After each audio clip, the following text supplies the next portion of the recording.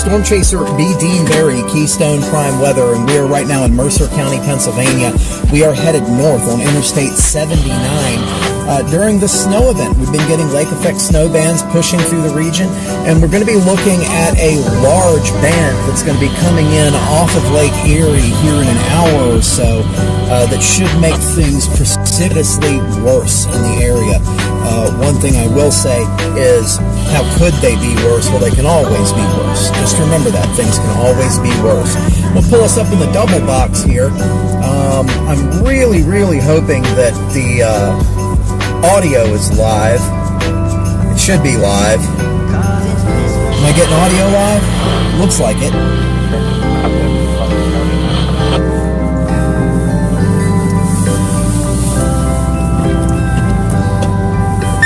How's the audio?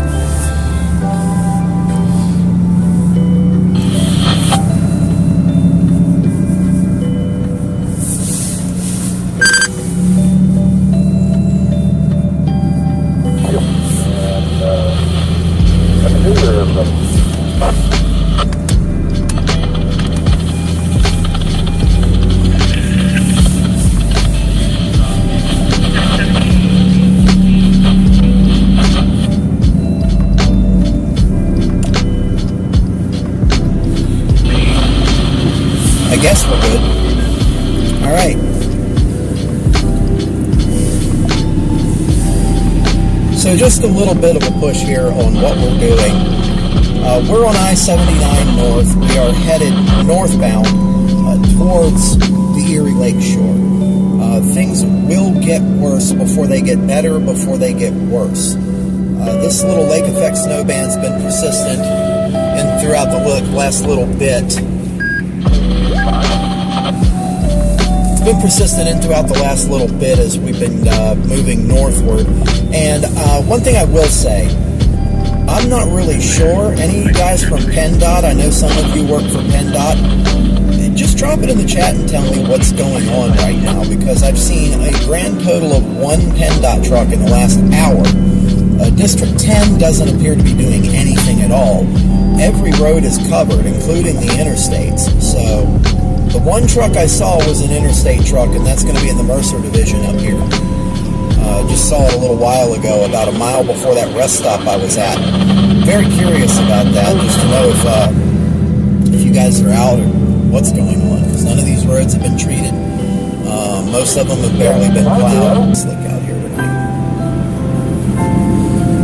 We're going to switch back into the exterior scene box.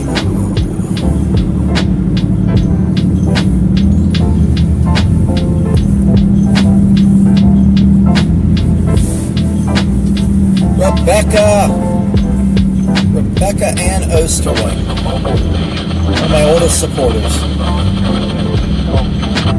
I did value our time in the fire police together. Thanks for liking the stream there. I know you're primarily Facebook, so I assume you're on Facebook over there. I know that the YouTube feed is up and good, and now that tells me the Facebook feed is up and good. So far so good with this new Restream. I switched back over to Restream. We got Streamlabs out of here after that disastrous performance the other night. You know, I've done business with Streamlabs for probably 3 years solid now. And I was on Restream beforehand. When Restream was having their issues, I jumped to Streamlabs. And Streamlabs won't correct their issues, I hop back to Restream, you know. Talking to a friend of mine who might be able to help out with this and, you know, help me better understand the modern nature of streaming. We can make them even more bulletproof. And speaking of bulletproof, the signal out there, the signal tonight, this is being brought to you courtesy of Mobile Must Have. Roam Link by Mobile Must Have. MobileMustHave.com has everything for your mobile data and RV lifestyle and off-the-grid needs. No Starlink this time. We're going to do it without Starlink, because come to find out, Starlink's pretty worthless in this thing. So why pay for it? I cut off the payments for Starlink, and that thing went dormant today. Okay, I think that is going to be an accident. Yeah, that's a fire engine. Or a rescue truck. Not really sure what's going on up here, so.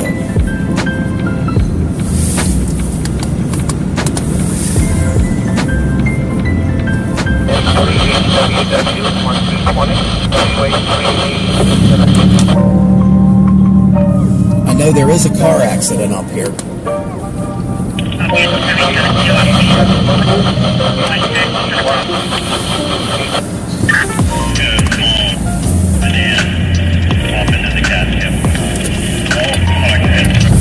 Switch over lanes.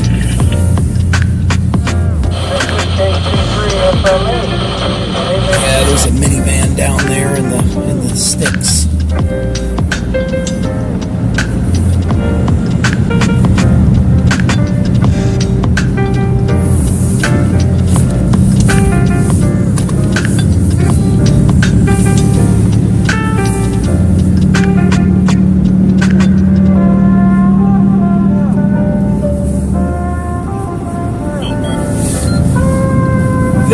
Vince Lewis, I do remember you. Chat is open. TJ, our beautiful moderator there, coming in on the YouTube. Vince Lewis, I do remember you. You live up in, I want to say Mentor, Ohio, don't you? Mentor, East Liverpool, somewhere around there. Yes, of course I remember you.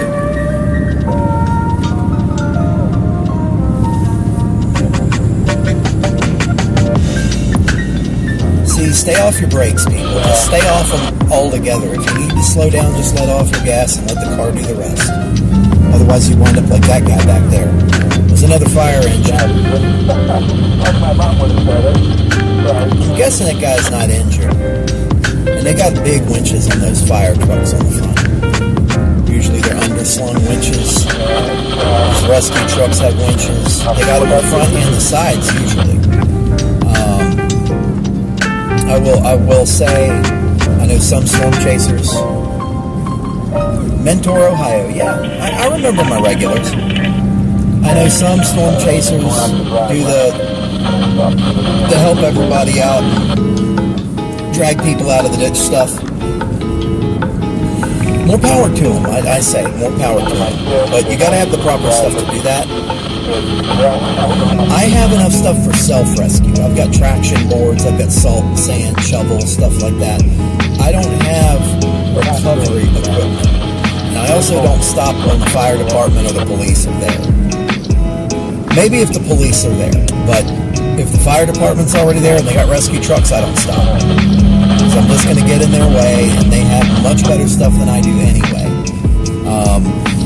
And if I tried to do a yank strap or a tow strap on truck 1 here, I would probably wind up ripping a chunk of my frame or my unibody off. She's a rusty old girl. She's a Northeastern truck for sure. We are in truck 1 today, 2005 Jeep Grand Cherokee, and we are headed north currently. We're over by Grove City, Pennsylvania. I want to say that's exactly right around the area that we are, Grove City. We're either coming up on Grove City or I-80. I can't remember if I've passed it or not yet. I want to say I haven't passed it yet. There it is. Yeah, that's Grove City. And this isn't even the worst of it. We're going to get a little bit of a reprieve, and then we are going to get destroyed. Just waiting on that. I know that's coming. Doesn't really matter much if they're not doing anything to the roads. This is going to turn into one very long night.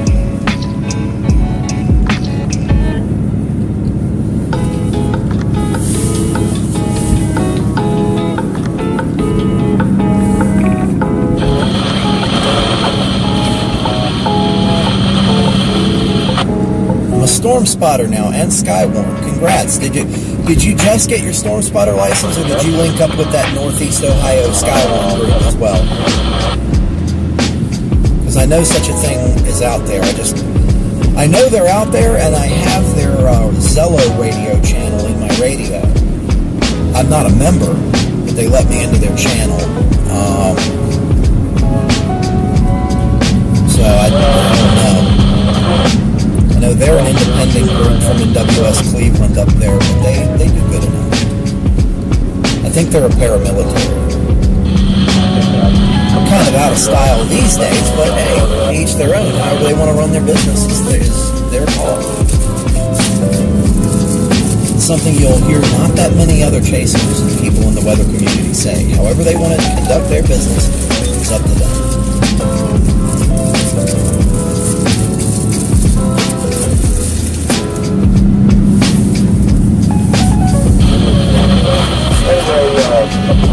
There's a Bronco. You got to have the right vehicle out here. Quite frankly, I probably could use some new tires, but I'm not going to do that quite yet.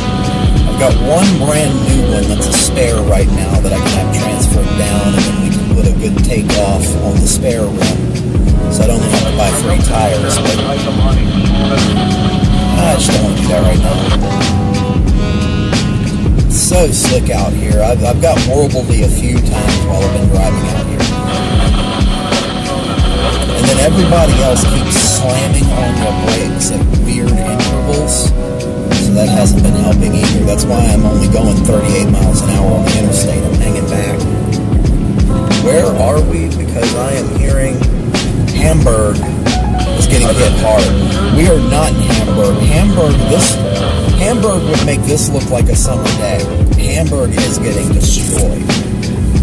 Hamburg, New York. That's going to be in the south towns of Buffalo, New York.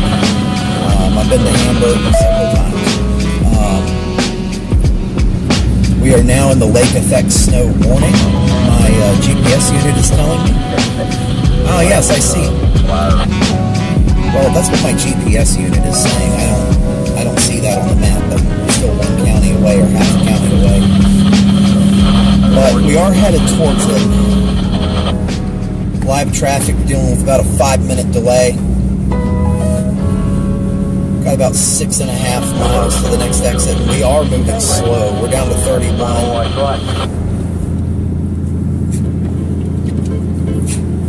I don't have the Sprite lights blazing because I have people behind me, and they know I'm here. They can see me, and they're moving slow too.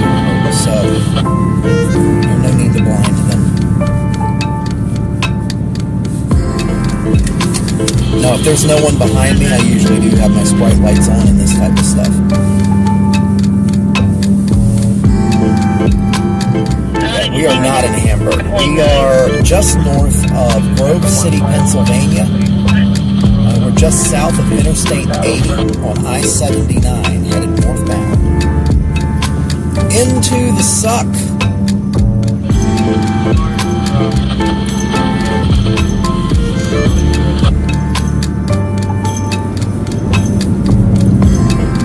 Now is the winter of our mild annoyance, and there is no spring coming. There's another chaser going the other way. I don't know who that is. I can tell they're a chaser, though. No markings. Looks like a cop car. Has way too many antennas. Sprite lights facing the back. Moving very slowly. That's another chaser. Headed southbound. We're just kind of taking it super easy. How far north am I going to get before this cold front sags? I don't know. We're going to keep an eye on that. And just remember that every mile I get further away from home to the north is another mile that I'm going to have to drive back in a snow squall warning. So I'm being careful here. I'm being cautious and judicious. I'm not using side roads, and I don't plan on using any side roads tonight. Just because they aren't being treated.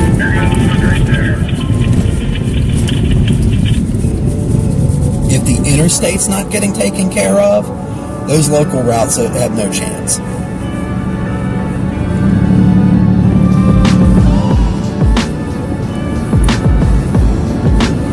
Now, ideally, I've got a couple stopovers that I could use. On the way up, just depends on how everything looks. I might not want to go too terribly much further for now, just because I'm going to be hitting an area where the snow lightens up quite a bit, and that's not really good for business. So, Erie's up there, Crawford's right there, Meadville actually looks like it's in the clear. We're going to have I-80. Cross I-80 and keep going north. We might get a little bit out of it there for a second. We'll have to see what the exits coming up are.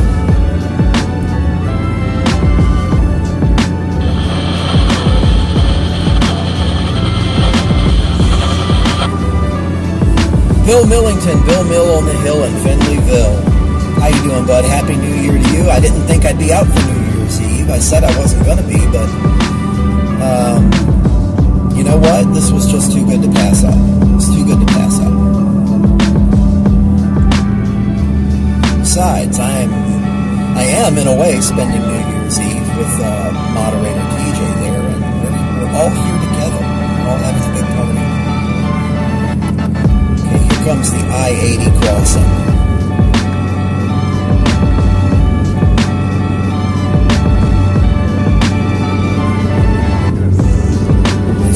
Big old bridge too, so let's be careful. You know, I haven't noticed too much typical Altima or Ram driver behavior tonight.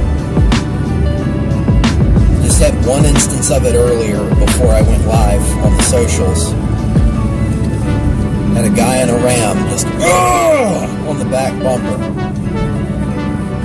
And a very old couple in a Honda Accord in front of me in their front wheel drive, going 15 and a 55 with their hazard flashers and their high beams on solid. Wasn't really anywhere to go. Okay, I see PennDOT over here.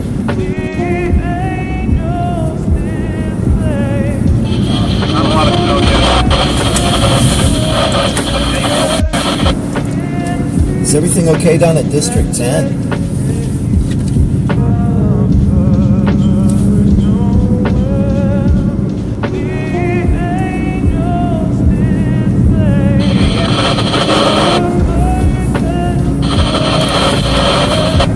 PennDOT, just curious. What's the draw on the surface temp there? What's the road surface temp?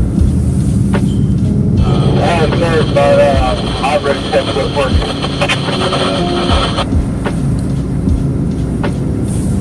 Alright.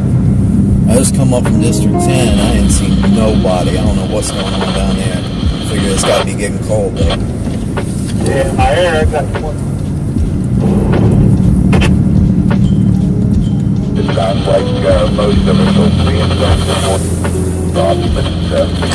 Little known fact for you Pennsylvania guys, we're talking about live road condition updates and being able to get direct information.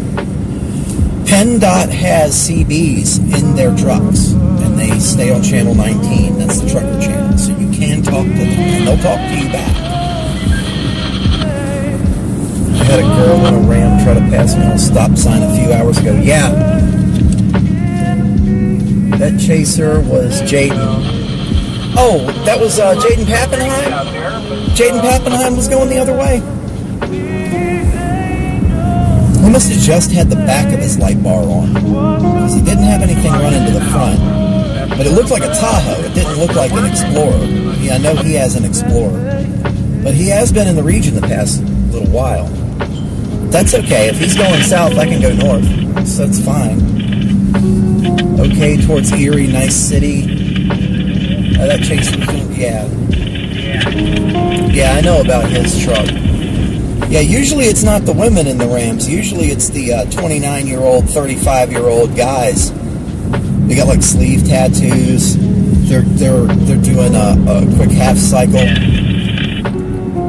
Whoa! Come on! They're behind you in the right lane. They got their high beams on. The left lane's totally clear. That's usually typical Ram driver behavior. Hashtag not all Ram drivers. West Sunbury's repeaters. Getting the hazy. Yeah. Got some good chatters in here tonight. As per our usual, we're starting to have more and more people watching these days and more chatters.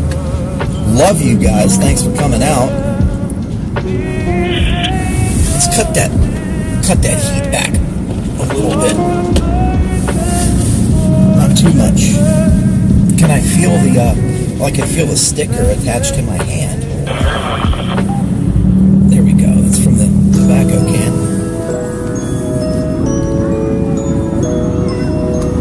Yeah, I can feel the notch. Put it right there. Not too hot, not too cold.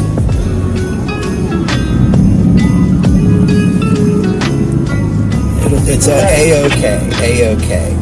And just to show you what we are looking at here, we're going to switch over to our radar scene and just kind of show you what we're dealing with. Go over here, you look at that reflectivity from our friends at weatherwise.app, the very best weather radar app there is, weatherwise.app. I'm currently using Weatherwise Pro, as is the rest of Keystone Prime. Let's watch this guy go up here and try to get around everybody, but you know what, more power to him. You want to drive like that in this, be my guest. At least the accident will be in front of me. We're going to go here with this product here. We're going to switch to precip type and just show you what the precipitation type is like in the area. You see there, all snow. No rain, no ice, all snow. Excuse me. All snow there in the area.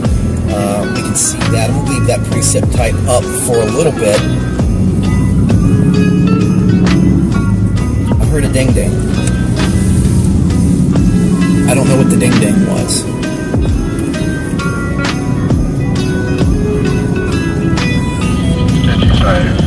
Up to 16.9 miles a gallon. Display didn't tell me anything. So, yeah, that's what we're dealing with in the area out here. So we're moving it more. My NDI froze. Travis.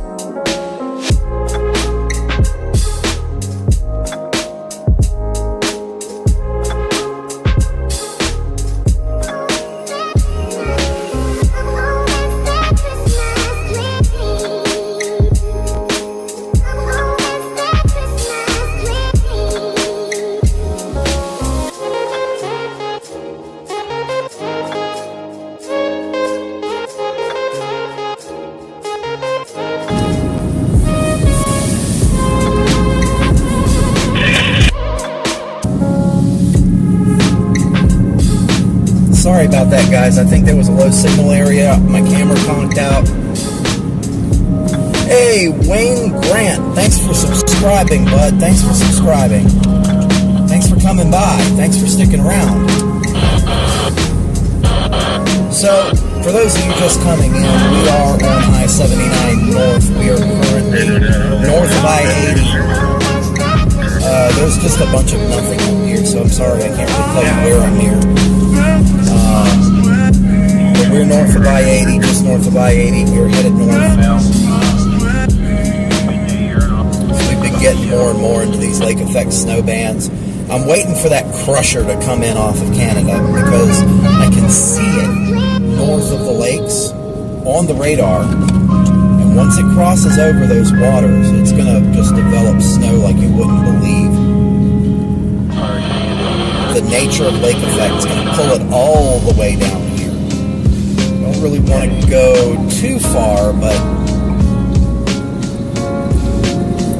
okay, so that's 62 to Mercer and Franklin, and I know from previous experience that there is nothing on that exit. Like, not a damn thing. There used to be like a gas station and then a truck stop on that exit, and they're all closed now. I think it was like a U-Haul. That's about it.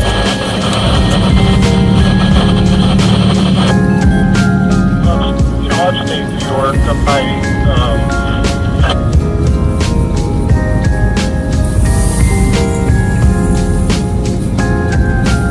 Alright. Navigating a little more here. Stop the scan on the Mercer repeater, just so I can hear what's going on with the Sky One channel locally. I know those guys are watching it.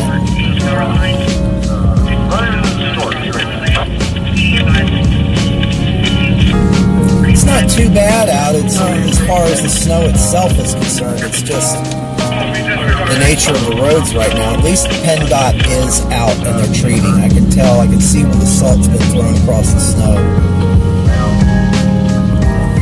What is the temperature right now? That's why I was asking PennDOT about the temperature. 29 degrees, so we're still just below freezing. We're still in the range where rock salt is going to work. does that anymore. You're allowed to use it any way you want. I don't believe me this time.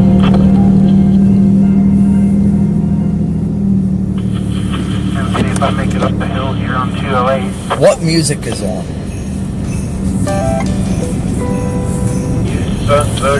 There shouldn't be any music on.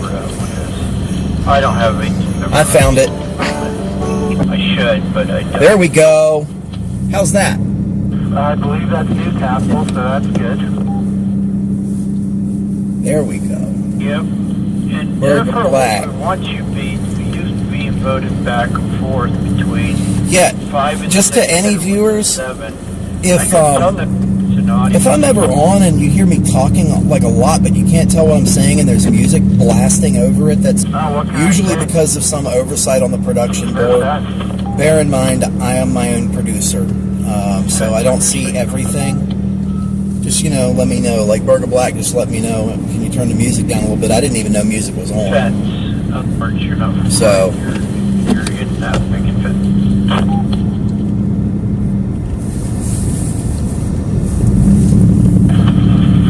Climbing up the hill here on 208, spinning my way up. because I don't hear music on my end. That's closed down. I don't hear music on my end even when music is on. At the porch played off, halfway down the side, played off. Yeah, we're just doing the production shuffle right now, you know what I mean? Cool, music's gone, yeah. No, that was the Christmas loop. Tonight was going to be the last night for the Christmas loop anyway, so we'll go ahead and turn that off. You might just pull in the driveway and walk. All right, PennDOT is turning around, which means we should be at the edge of their patrol. Should be picking up another one here pretty soon. Doesn't look like anyone's been through here. KG5 and KG, I'm back. Just about out of the top of this band. Hi, back.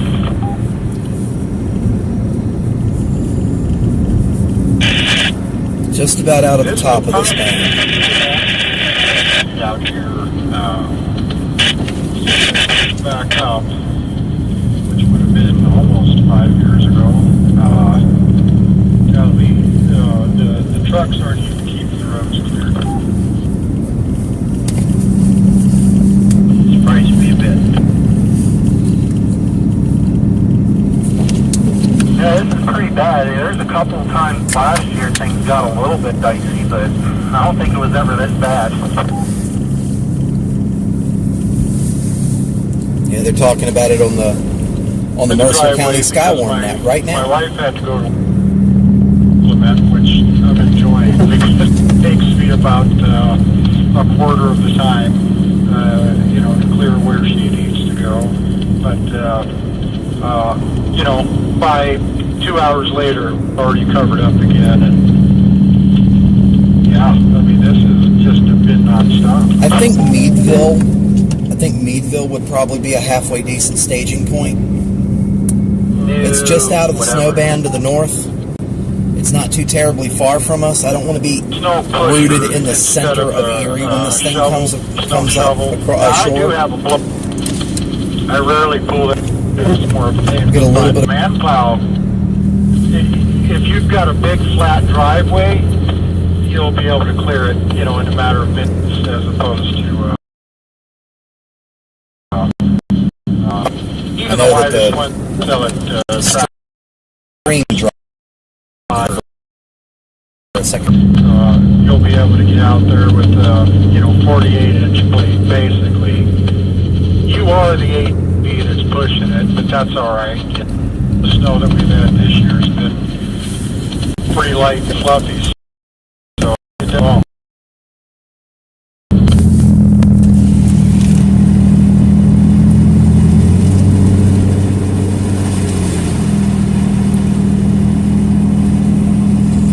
Stuff is wet. Christmas gift to myself, the man plow. And I got the one with they got a couple of different handle styles, normal, and then you got the mantis that allows you to kind of grab. JG Wrestling, thanks for dropping in. Yeah, we're south of Meadville, Greenville, Franklin, those areas. We're south of there. It's worked out pretty good. I got the crossbar for it. The Greenville Sandy Lake exit coming up here. Once again, another exit with nothing on it. Kind of step to the side. I don't like exits with nothing on it. I don't like sitting in the middle of nowhere still, with a GPS beacon on, telling people where me and my truckload full of extremely expensive equipment is sitting. I like being in public areas, gas stations, McDonald's, stuff like that,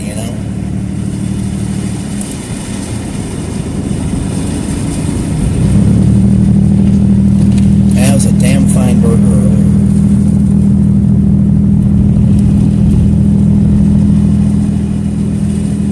TJ made a long cheeseburger like Burger King, except great earlier. That's one to remember. Oh, that was great. Had bacon, those crisp jalapenos, onions and stuff, and barbecue sauce was awesome. Has some cheese on there. I think it was mozzarella. Maybe provolone, I'm not sure. This is good. Yeah, we are up here getting it. Braddock PTSD. JG Wrestling, who are you? Braddock PTSD.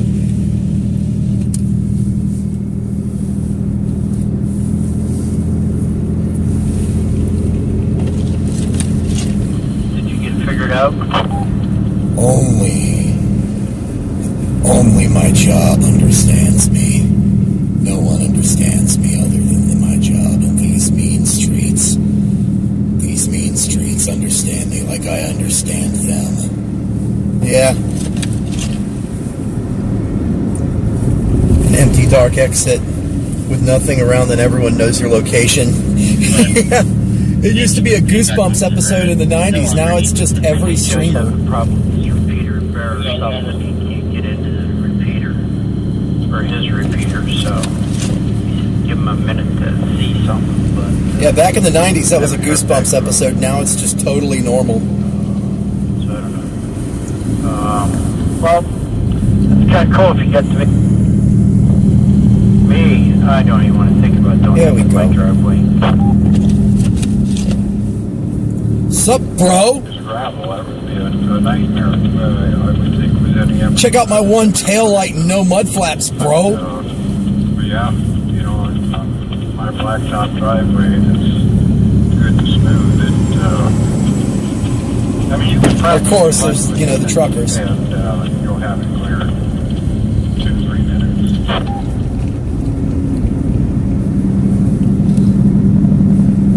It'd be pretty easy, especially going,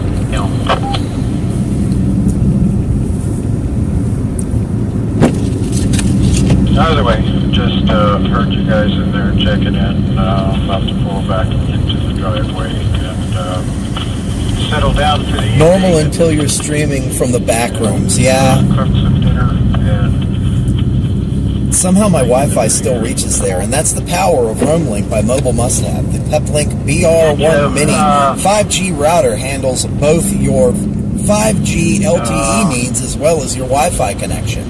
Nothing extra is needed.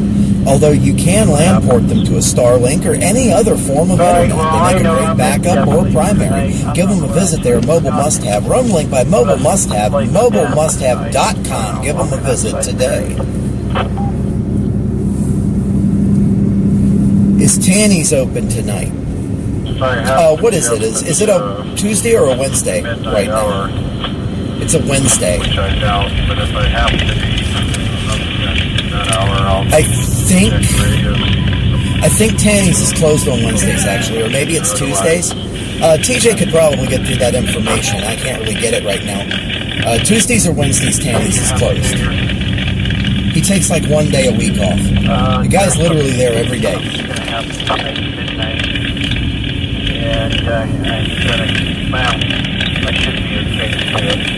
Larry McWilliam, how you doing, bud? Welcome back to the stream. Thanks for coming back. I might just, Doing good tonight. Doing good tonight. I don't really want to see much of that. There's always one channel that just hangs open because nobody knows how to build a repeater in Western Pennsylvania. The mall that's there in Miami, I think it's big. Yeah, it's the paging channel. Yeah, that's what we did. We hooked up a CDM 1250 to the dispatch console with a piece of 30-year-old speaker wire, and we put it in a tool shed outside. What's the PL code? So...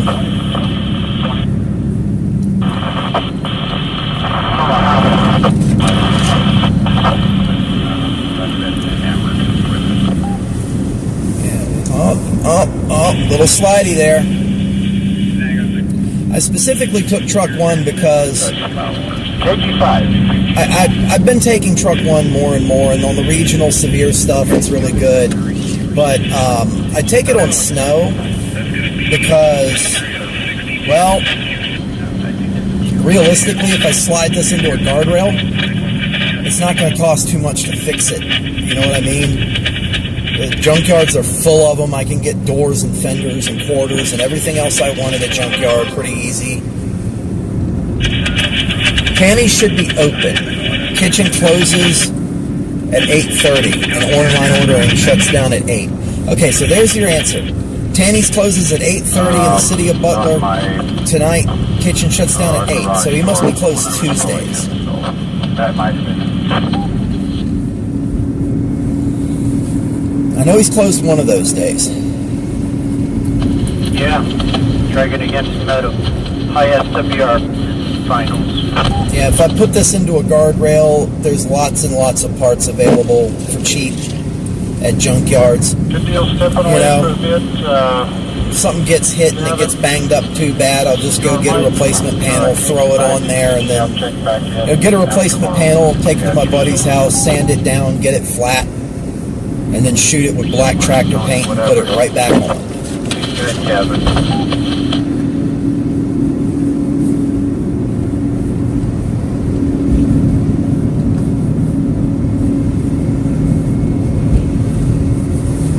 This is the cheapest truck, and the parts are the most readily available, and it's old enough to where the junkyards are full of them because a bunch of people don't know how to work on anything and they threw their hands up and quit. Also, when it snows, I've noticed everyone drives around with their high beams on, no matter if there's oncoming traffic or not. Screw everyone else, I need to see. I've got 20/40 vision, and I retired 16 years ago.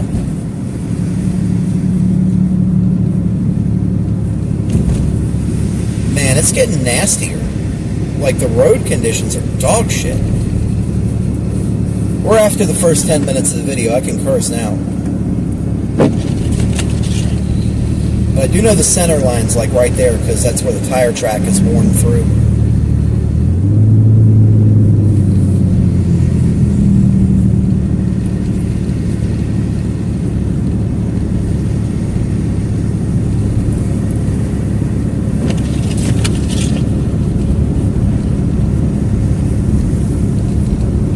Yeah, we're just kind of...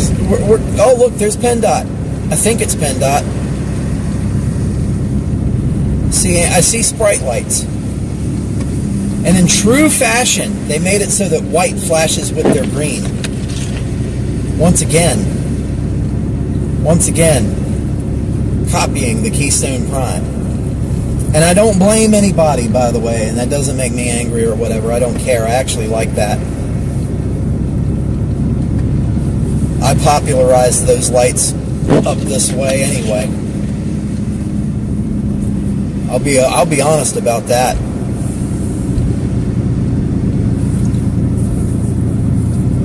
Got a new follower, Damian Cooney. I think that's what that said. Welcome aboard. Welcome aboard. New follower. That must be over on Facebook because it's not popping up on the YouTube feed. Made everything cook.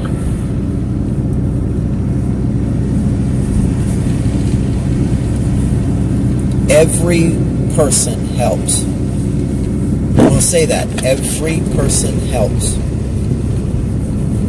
Can't thank everybody enough. I think that's the And I know everyone says the numbers are unimportant and all that, and then they're not. You know, when I had 200 people, I had a handful of people that were regulars. I appreciated those people, and I still do. I appreciate them. I appreciate the people that were here when I had 400 and 600 people. In the last 3 weeks, I've gone from 670, thereabouts people. Back in August, I crossed 700, and then 40 people left, and 50 people left, and then just in the last 3 weeks, I've gone up over 1,400. The watch hours have gone through the roof, the public views have gone through the roof on YouTube, and that's all been great because it's allowed me to do some things that I wasn't able to do beforehand, such as you can now super chat. I have turned on super chats. Every one of these outings costs money, and I promise you, every dollar that comes in from super chats goes back into the operation. You know, I have to pay staff from time to time. I've definitely got to buy fuel and food while I'm out on the road, vehicle repairs and maintenance on a 3-truck fleet. Every little bit helps. Every bit of money that comes in off of this stream is put back into continuing to bring you guys the stream. If it's not directly tied to the stream, I don't use YouTube money to do it. So, not e-begging. I'm not saying give me. I'm saying the option's there.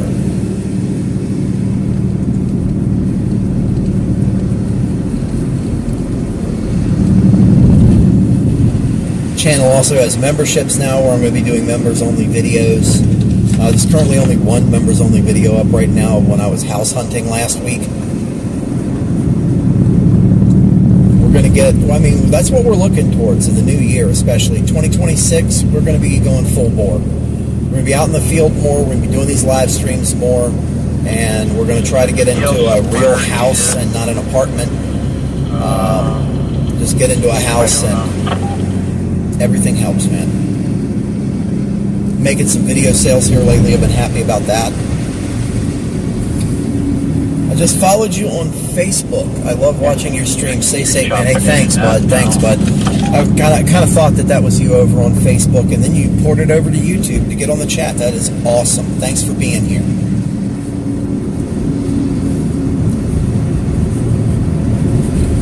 All right, as you can see, the snow has slowed down a lot.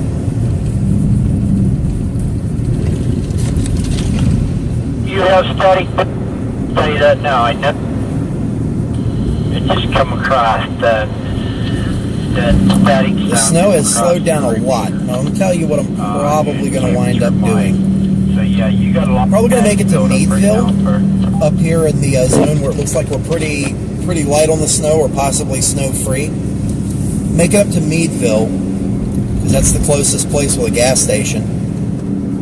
Top off. We don't need much. Top off just to make sure that we're all the way full. You don't ever want to possibly get stuck in a snowstorm, you know, with low fuel. We're not low, but we want to be full. You know what I mean? full there, and I've got 4 gallons of gasoline on the roof of this truck. So hopefully things never get that bad, but just in case, it's there. We'll go get some fuel at the sheets, and then we're going to be waiting. We can wait and chat. You know, I can stay parked. We can chat because, like I was saying, what we're going to be looking at right around 8 p.m. to 9 p.m., possibly 9 p.m. to 10 p.m. Timing staggers a little bit. But the HER and the NOM are both showing a extremely beefy lake effect snow band. It's going to be sagged off of a southward moving cold front. It's going to pop up here in Canada and push south over Lake Erie and pick up a bunch of moisture. And that is going to be absolute havoc if that actually occurs. So just waiting. I can probably turn those off. That's the big fish for the night. And if the time comes and it doesn't show up, that's fine. We can go back south through all this crap and see how the roads are. But usually, model agreement, when you talk about model agreement, it's not wrong. When you start getting multiple models agreeing with each other, it's not going to do anything other than that. Usually that's the case. You know, the GFS was showing it, the HER is showing it, the NOM is showing it. I can't remember if it was the WRF or the Rufus, but it was showing it as well. Barron model showing it. All of it being right around 9 p.m. Some outliers a little earlier, some outliers a little later. Most of it looks like right around 9 p.m. advancing down.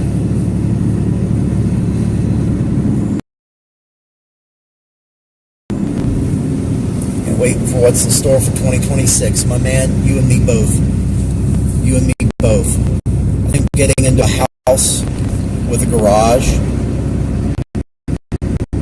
quite honestly, purely by the numbers, and I'm not going to give out specific numbers, but purely by the numbers, in our price range and under our consideration that we've been taking a look at, a site-built home with a garage would more than double our available interior square footage. Give us a little breathing room, you know, and would still come with a garage, and would cut the money that we pay for housing in half every month. So, you know, I like that. I really like that. That's a great idea. It would give us facilities. Give us facilities. I currently have a production desk and a studio and stuff, but they're tiny. Don't use them much because they're tiny, cramped. We'll get into a bigger place. We'll have a better product. Better product for the stream, better product for everybody, better quality of life for me and my family. That's what I'm looking at. These Rudy-doos on the road here. Tracks have pretty much steered me where it wants me to go. We are going to have to go across a big-ass bridge. I might not even want to go that far north. I think there's one exit right before that bridge that has a Love's truck stop on it, which is perfectly fine. Or I could be wrong. I don't know. One thing, I don't want to be going across a causeway bridge, big, huge bridge in this crap. There's the rest stop. They stagger the rest stops up here. I guess they didn't get diametric properties, or the terrain just didn't allow for it. And it is so gnarly out here.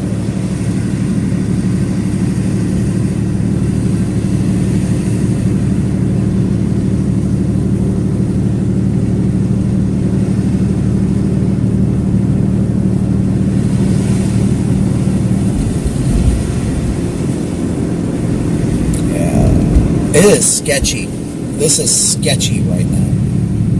The only place to drive is right in the middle of the road. Nobody has cleared a damn thing. Like, I'm in the left lane right now. I don't like that at all. Don't miss open up.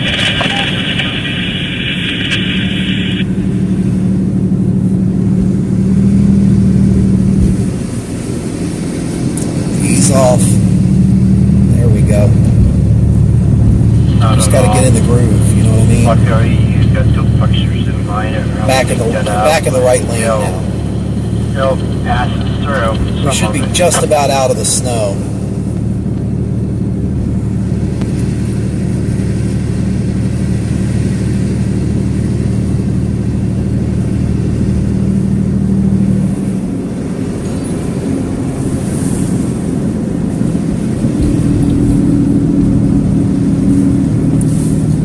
Leanne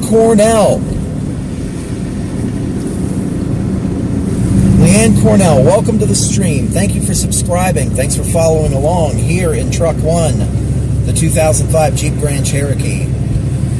So we are currently on I-79 North. We are just south of the Crawford County border in Pennsylvania, northwestern Pennsylvania, and none of the roads have been treated yet. PennDOT's kind of running plow runs, but I haven't seen a lot of them, and I haven't seen them doing much. Let's go ahead and turn that staticky down. It's irritating as hell. And we are out. We are in Truck 1, and we're tackling this snow that's coming through. We've been having lake effect snow bands going through the whole area. I can see down near my HQ there quite a bit of that lake effect snow going through. We're almost out of it, and some people will be like, well, why aren't you down there? Well, it's because all of the modeling is showing a pretty decent lake effect snow band, a thick, like tough band of lake effect snow, very thin. We'll be moving north to south, forming over Lake Erie, coming out of Canada in about an hour. That's where it's going to come, right down I-79. I am not a fish. I am not a fish. There we go. I got stuck in the hiccups, and that's what you got to do when you have the hiccups. You got to remind yourself out loud that you're not a fish, and you will stop hiccuping. The next time you get the hiccups, try it. It works. Well, I don't know if that will be short line or not. Thunder snow in Erie County. I'm not seeing that. Erie County, New York, yes. I'm not seeing it in Erie County, Pennsylvania. Looks like Erie County, New York is under a snow squall warning right now. Either that or a lake effect snow warning. I think it's all a lake effect snow warning. Yeah, just seeing the stream put out today. Stream is going out courtesy of our friends at Roam Link by Mobile Must-Haves, mobilemusthav.com. All of your off-the-grid RV lifestyle and mobile data needs. Give them a try out there, mobilemusthav.com. Tell them Keystone Prime sent you. You'll be glad you did. Mobilemusthav.com is providing the stream today with their Roam Link aggregation service. Jesus. Oh, that's why they cut the construction zone. Also, you can see on the screen there the radar showing my location. Be courtesy of our friends at weatherwise.app. Weatherwise.app, you can actually watch this feed there as well, and you can watch a bunch of other storm chasers. You can have a pro weather app in the palm of your hand. Weatherwise.app, go there, compatible with iPhone, with Android operating systems, and you can get it for Mac OS, and you can get it for Windows PC.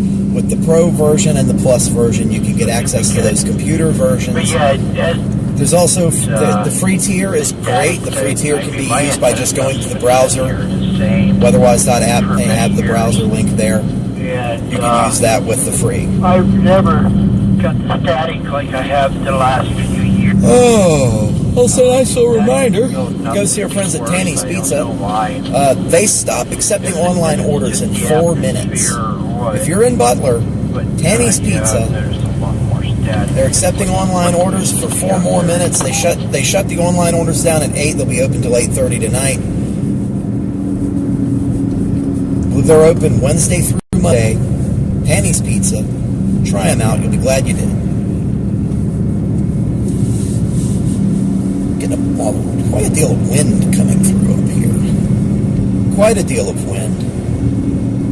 I've got the back windows cracked for cross-flow ventilation. Everything's just perfect. I bet it's probably a little cold in here, but that's okay. I'm actually wearing like thermals on a vest right now, so.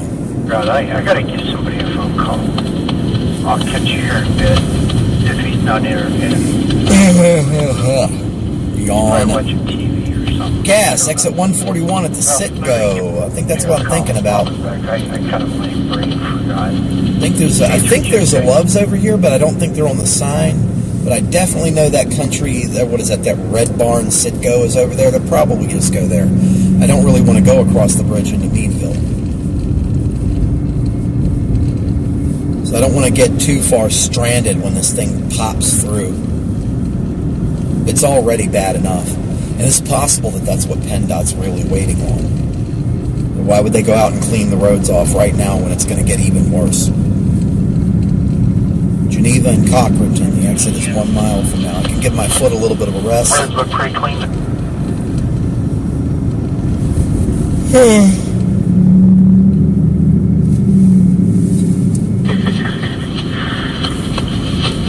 I just got home. Erie County, PA to Erie County, New York, you're seeing lightning. Oh, I see those little... Yeah, I see that. Yeah, it's definitely possible with snowstorms like this time of year. Pretty common along Lake Erie. The thunder snow, you know. And I have a feeling we're going to have a good shot at some thunder snow when this thing rolls south. Hopefully it's a lot of it.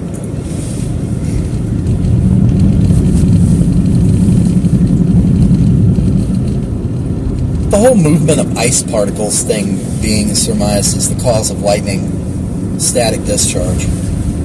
I'm actually kind of surprised we don't see thunder snow more often.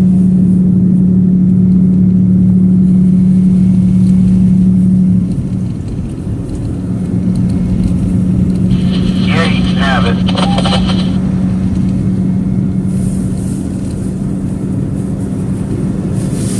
Geneva and Cochranton, that way.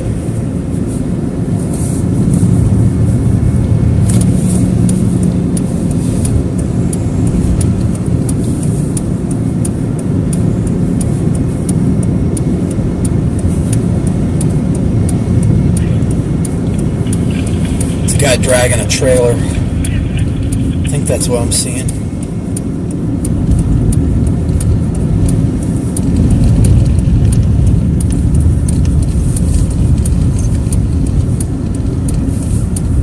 Very slick.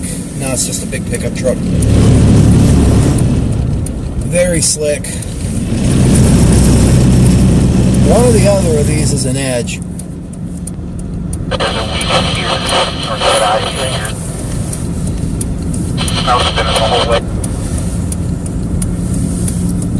I do know that the gas station is to the left.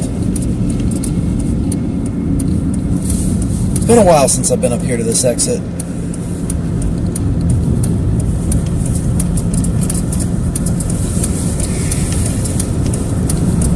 Everybody still with me?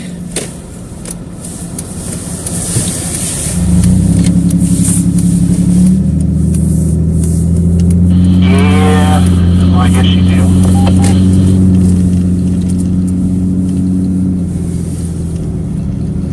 Happy New Year from the Netherlands. Thanks, Georg. I believe that's Georg.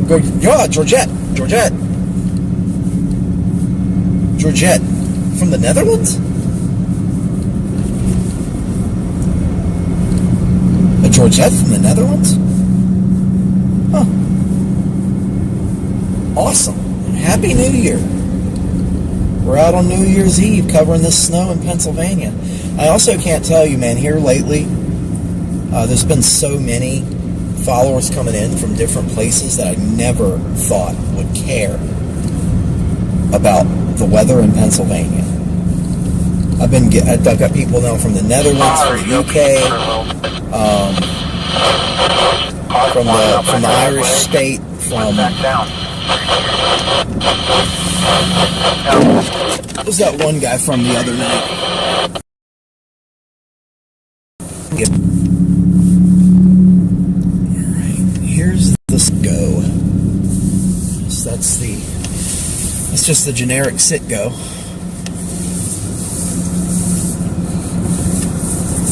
Let's get some fuel.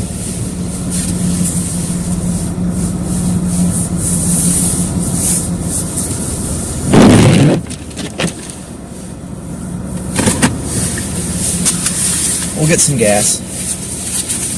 Top up. Just make sure we don't get stuck, you know.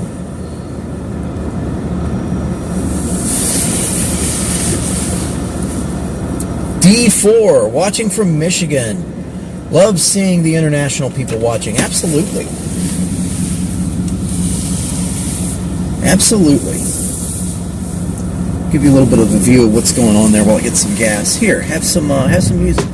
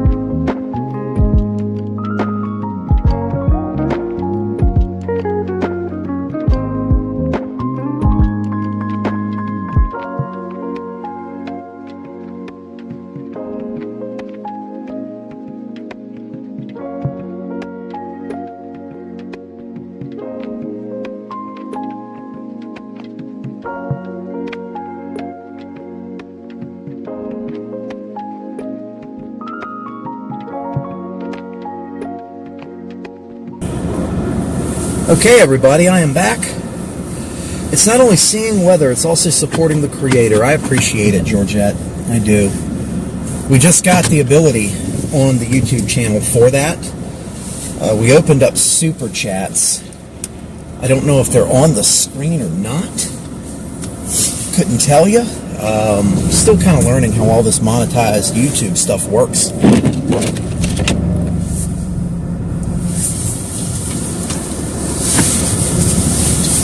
We keep these watch hours up. I'm going to get access to ads for people that don't have Pro, and that'll be a game changer. Here's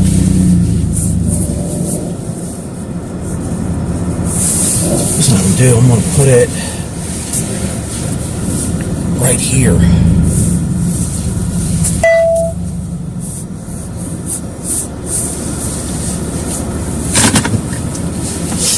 Here we are.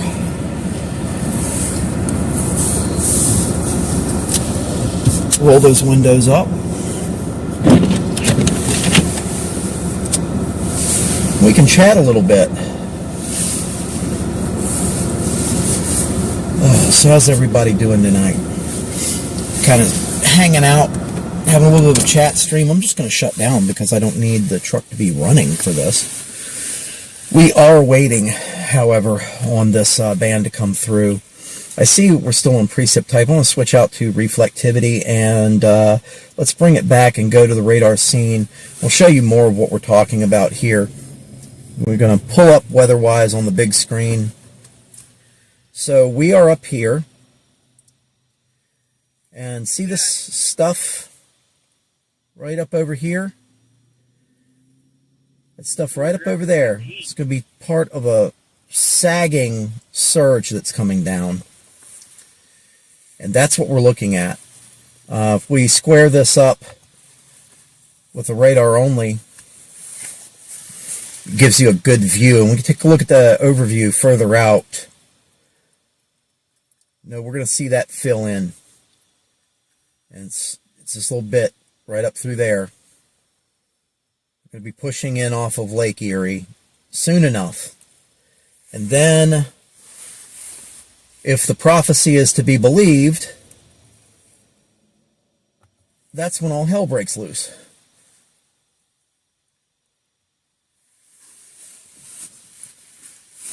So there we are.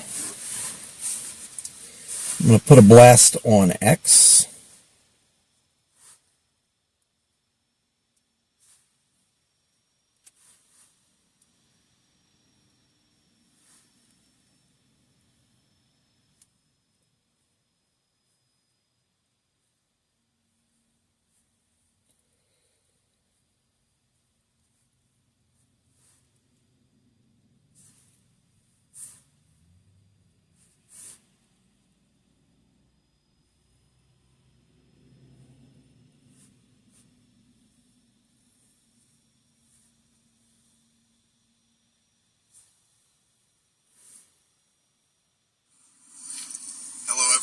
Storm Tracker beating Barry Keystone Prime coming to you live out here in Cochranton, Pennsylvania as the snow's coming on down. And here we go.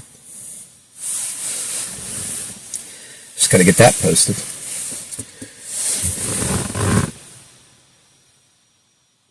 Okay, Sarah, 8090. I am celebrating New Year's Eve with you all online and my family on Facebook and with my cat here at my apartment, the Simba. Happy New Year's to you all and your family and animals and friends. 8090 and Simba, Happy New Year to you too as well, bud. Yeah, we are just kind of hanging out. We are here outside of Cochranton, Pennsylvania. We are just kind of hanging out, man. We're really just waiting. That's what we're doing at this point, is waiting.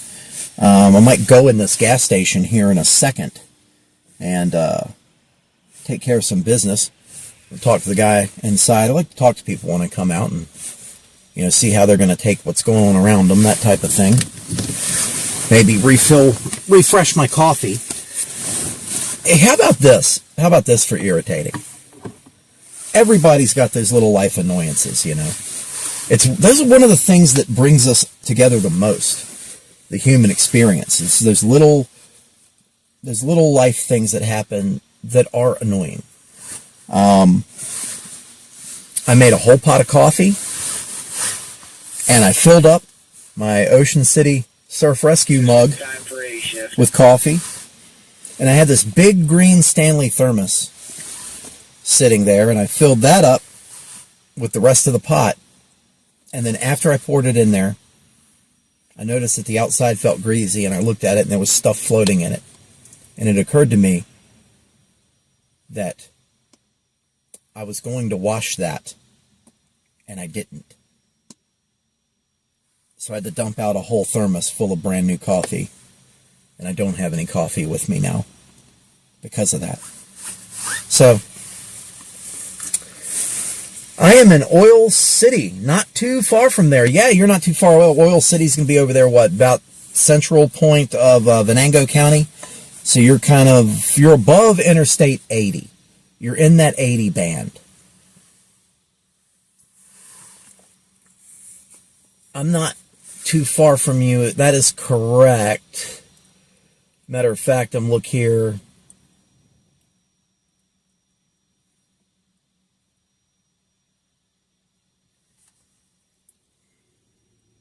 I believe that's Venango County. Isn't it? Yep, it's Venango County. Yeah, you're a little bit to the west-southwest of me by about 10 miles. That's Oil City over there. I appreciate you checking in there.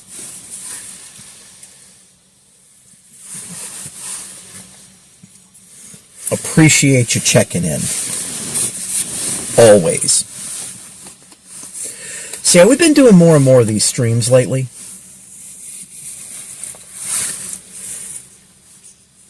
We've been doing more and more of these streams lately, and like right here, it's just out of frame. I can pull the screen off of it and show you. Is a Rode shotgun mic. I tried using that the other night, and it sounded terrible.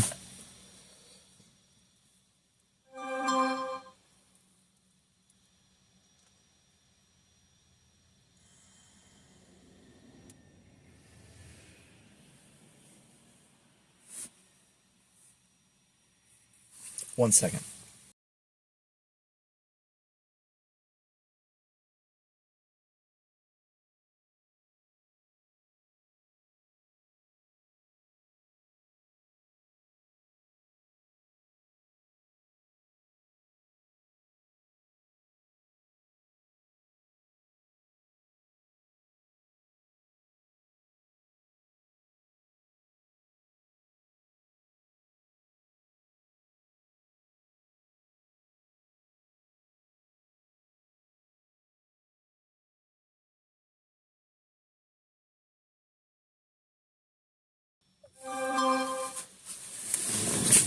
Franklin's next on your way to Cochranton, and then you're in Cochranton. Yeah. Yeah, that's what it looks like right there. Franklin's like right there, yeah.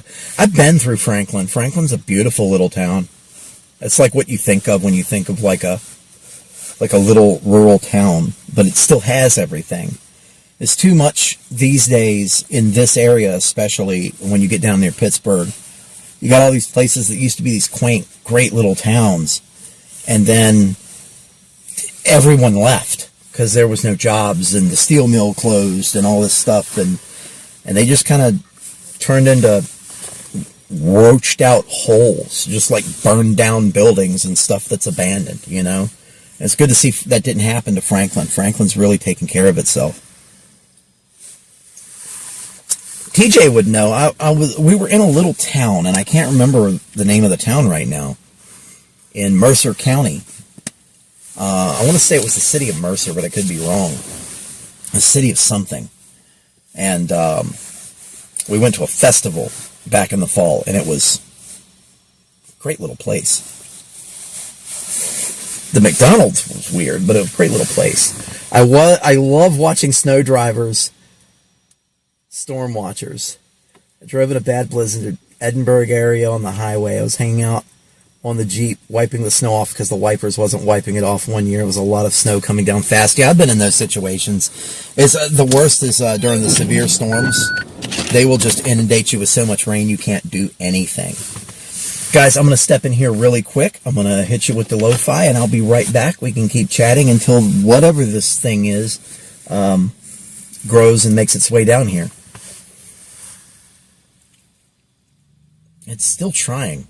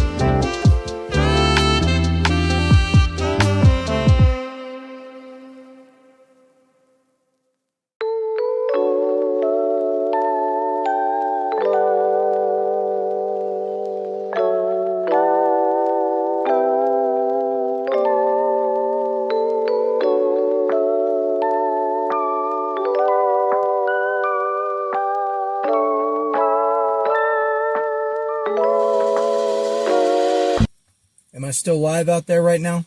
I'm just checking.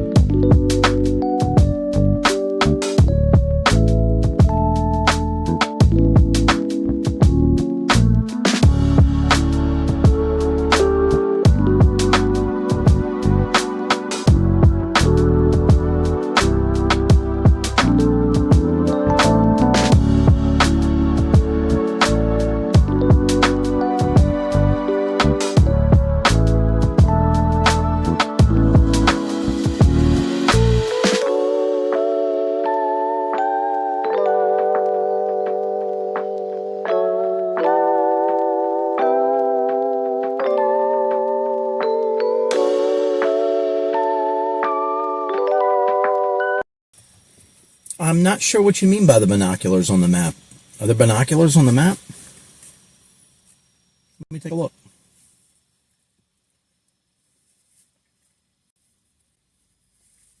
Ah. I know what you're talking about. So each of those little red circles that has a pair of binoculars in it is somebody who's reporting their location to a program called Spotter Network. We call that the dots. Each of those is a storm spotter or a storm chaser, or otherwise somebody who's out there reporting their location to this weather service, so it shows up on these maps.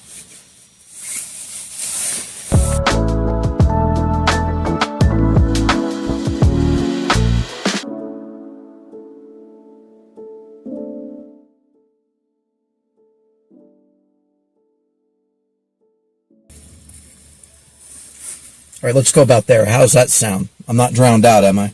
That's on purpose.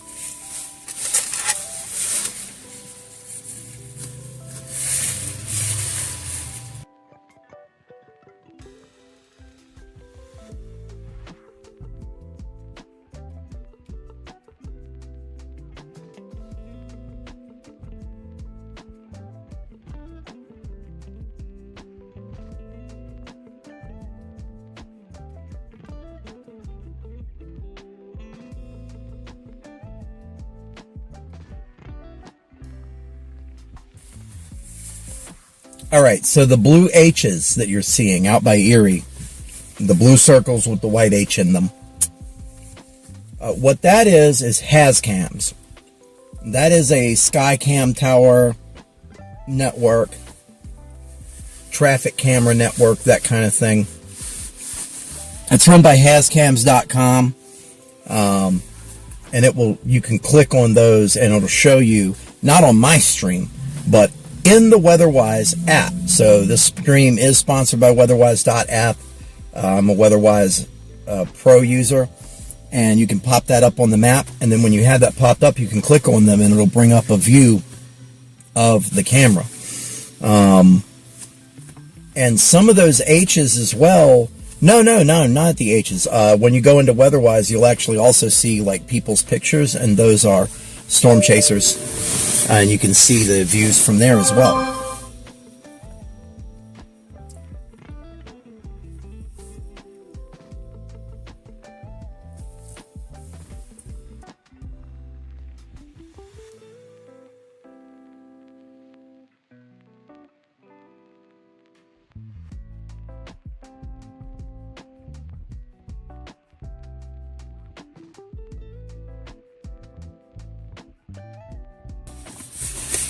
Here we go.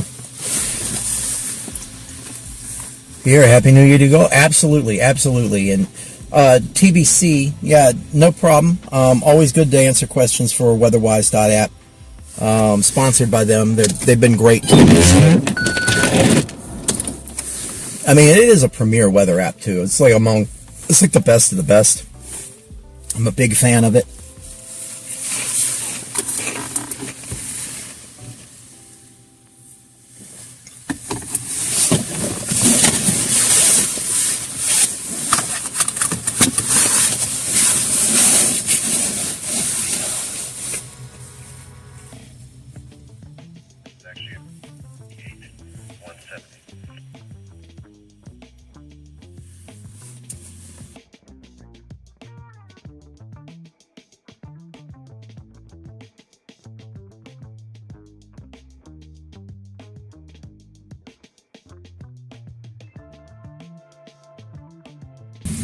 I gotta do a little work.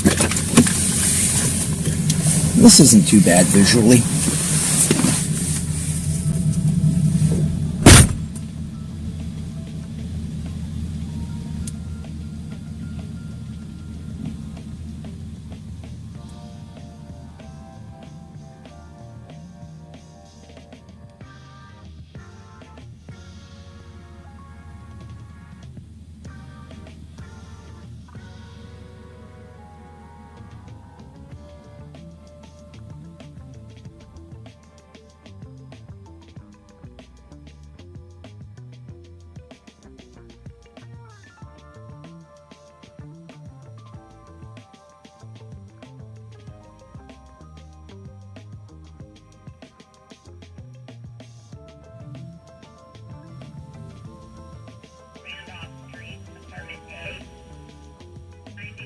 Apartment A.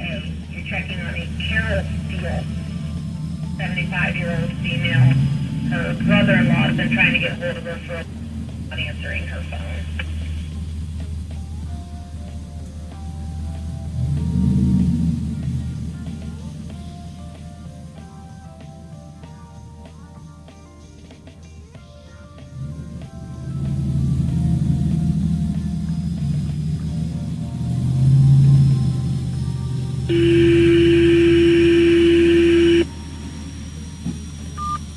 County Class 731, EMS response 116 Connie's Drive extension of Connie's Drive, 5-year-old male, chest pain.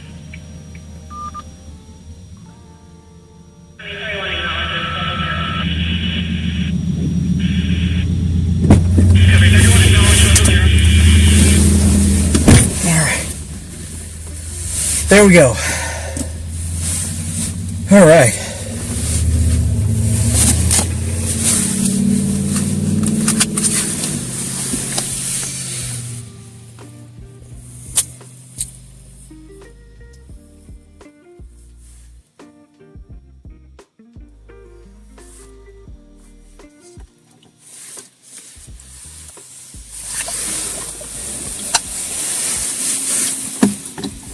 Yeah, keeping it live, keeping it live.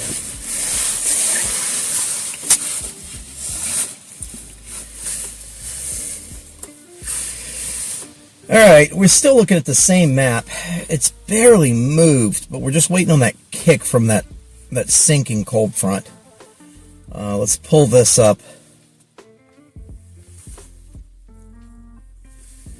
So we can see here our weather-wise product. We're just waiting. You know, that's all the stuff we just drove through down there to the south. Who's that down there? Keith Petrie. We're just waiting on all this stuff that's coming down here. I get curious every now and then. I see the dots and I'm like, who's that, you know?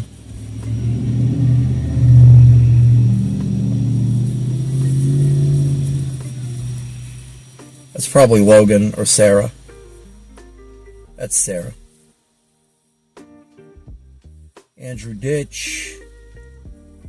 Matt D'Orazio. Yeah, it's just who's in the region. Who's in the region? Dave Seoltz.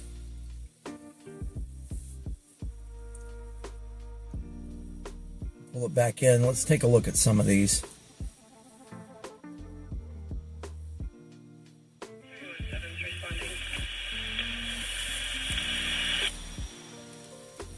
The conditions at Erie International Airport looking kind of treacherous there.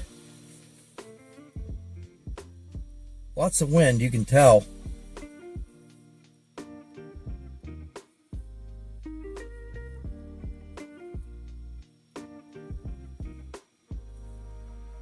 That's Erie International, Green Township.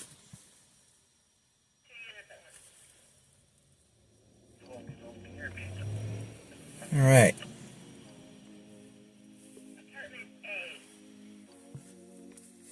Yeah, we're just waiting on that to fill in and start pushing. 'Cause it should get kicked in pretty soon.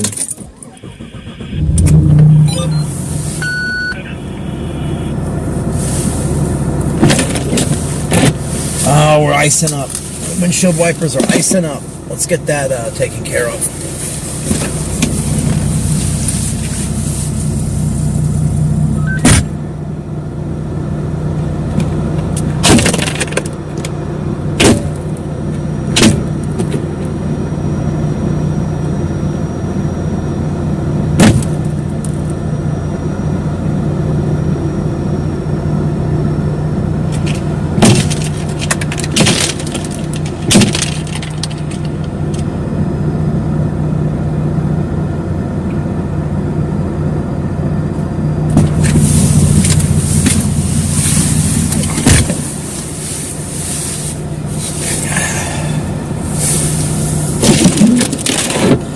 Yes, I would heavily recommend getting the app. I got to get that ice off that wiper. Why is it not coming loose?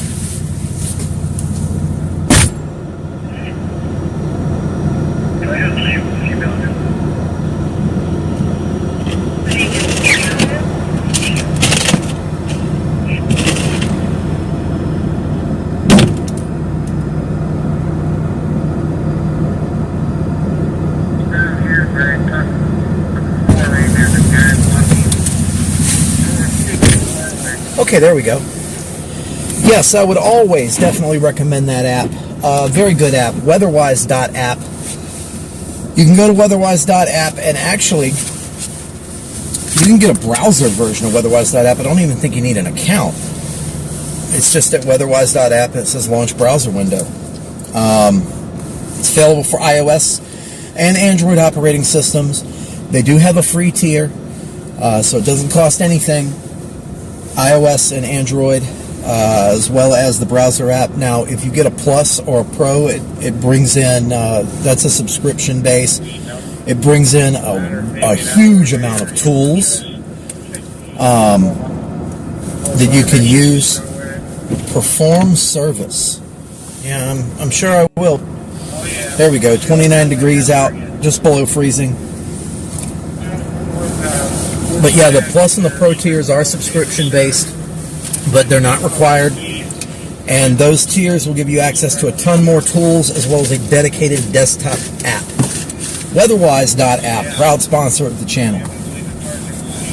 Speaking of proud sponsors, this stream is being brought to you tonight by RoamLink by Mobile Must Have. That's Mobile Must Have. MobileMustHave.com.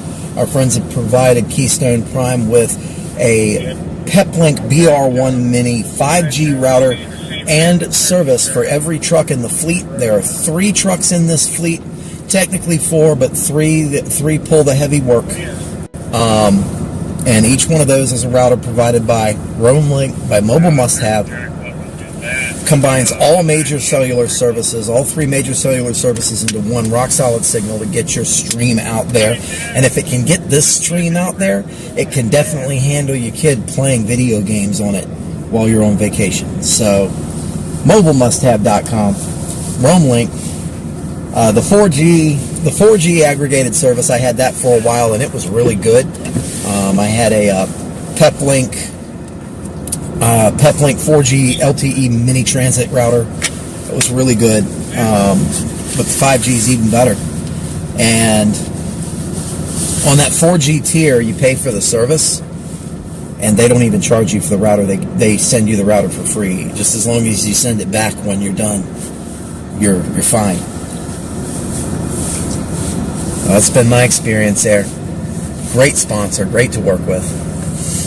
We're still outside of still outside, I say, of Cochranton, Pennsylvania. It's down there a little ways, but we're outside of it at the very least, and we're waiting to see if we're gonna get this nice sagging cold front coming through, pushing snow squalls. We'll see. I want to take a look at. I don't have any way to show you. So I'm going to be taking a look in the background. But I'm going to take a look at the models. I want to see if they're still saying we're going to have a nice time tonight, or if I should go home and film snow. Let's take a look at the Her. Regional Mid-Atlantic. And then let's take it to reflectivity with precip type on the 00. Forecast loop.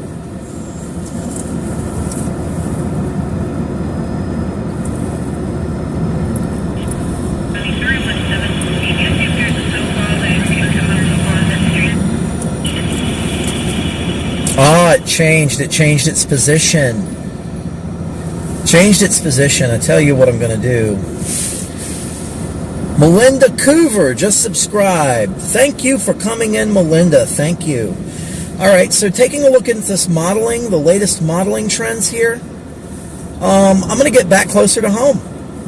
And we're still going to be in the field covering this, though, because it looks like that action isn't going to pop off of that sagging cold front until it's a little further south than originally anticipated. We're going to have plenty of time, because that's not going to hit for the next couple of hours, or in the next hour at least. So we can get back on the untreated roads and get back to the south.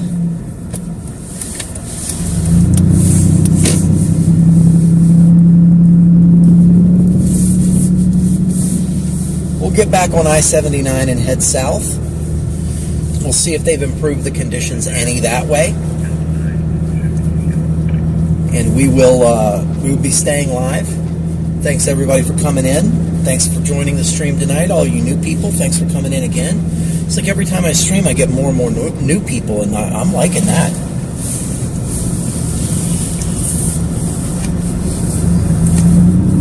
We're going to be super careful on this exit ramp because it's got a curve in it right here that doesn't look that bad, and it is.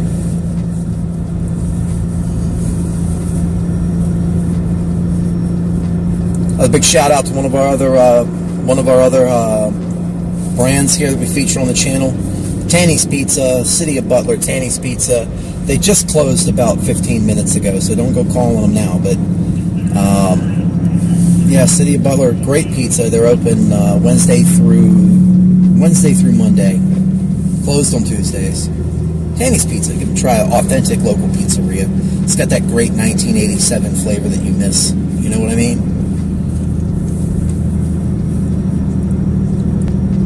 I got to stop through there and talk to him. Good guy. All right, we're going to be heading south on I-79 now. As we can see, it looks like a little plowing has occurred, but I don't know if they threw any salt or did anything. It's better than it was on the way up. I'll give that to them. We'll get back down to the south. We'll get down into Mercer County. That looks like where things are going to set up. Oddly enough, that's looking like the I-80 snow belt. The worst of it's going to be to the south of I-80 from the looks of it. We'll get to Grove City and reevaluate. I think we're going to be okay there.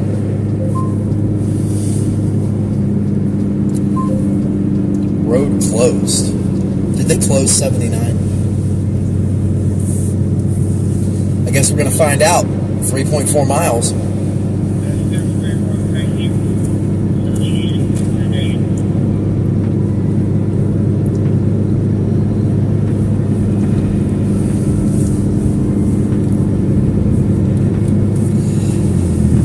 And yeah, this is what we do on the channel here.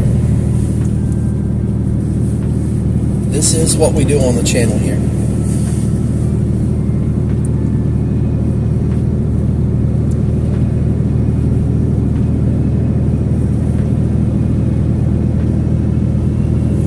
This is way better than it was on the way down.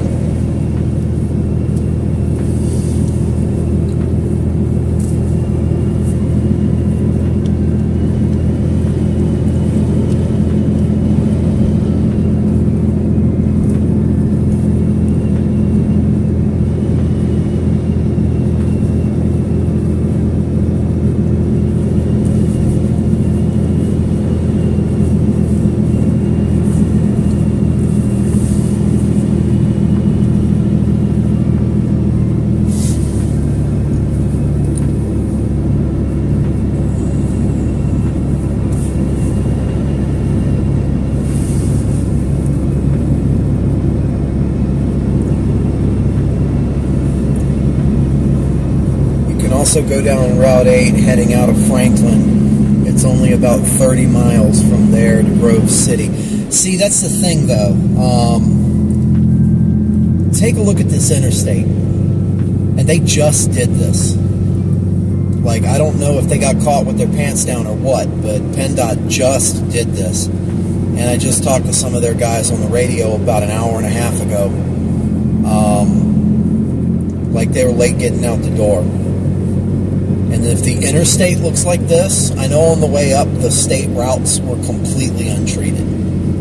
So that's going to be even worse. Route 8 might get me stuck at the current time. So I kind of want to get off at Grove City and just see.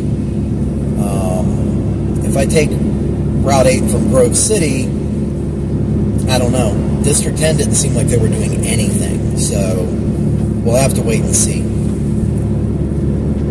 Well, so that's a wait and see game. What I do know is that 79 is at least pretty good and passable. It's still pretty slick, but I've felt the traction control kick on a couple of times, and I've seen the little light flash a couple of times just since leaving that gas station back there at Cochranton. I'm not really sure what's been going on this winter. The roads, like I've seen them out working. I've seen PennDOT out working. I'm not talking trash about them, but I don't know what they're doing this year different from previous years, but it's not working. They got to get out more often. They're going to have to throw some chemicals and treat this stuff. Because this just looks like it was scraped. This doesn't even look like it had salt on it. This just looks like it had salt on it. Like, doesn't look like they put any salt on it at all. Now, there they are.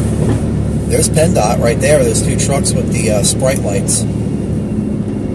I do love how they put green into the vehicle code. I've been using amber and green up here as caution light for years. I started using amber and green when I saw JVP doing it back in the 90s. I didn't even know you could get green lights back then. And I've been running them ever since. And Pennsylvania got them in the year of our Lord 2025. Isn't that crazy? Or maybe it was 24. Either way, way late.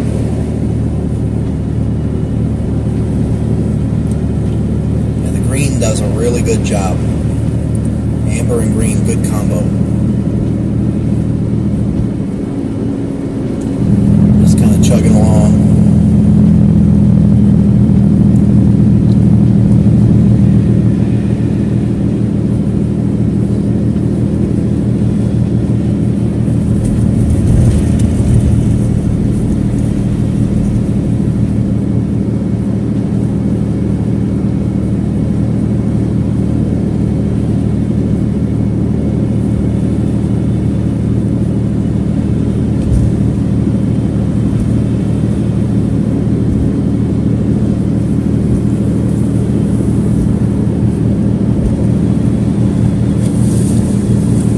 Rather nice tonight, though.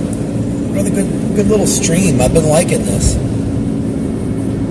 I like tuning in and talking to all you guys.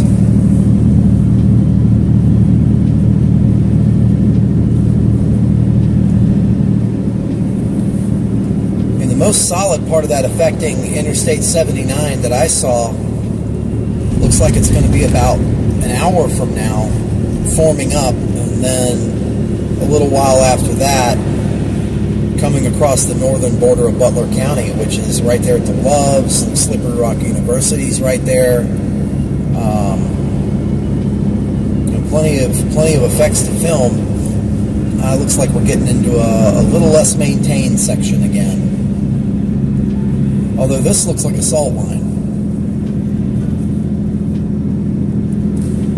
This definitely looks like it's been salted. Maybe it was a different truck. Maybe they traded up here. Patches of salt, but then less plowing. Oops. I don't see anything closed yet.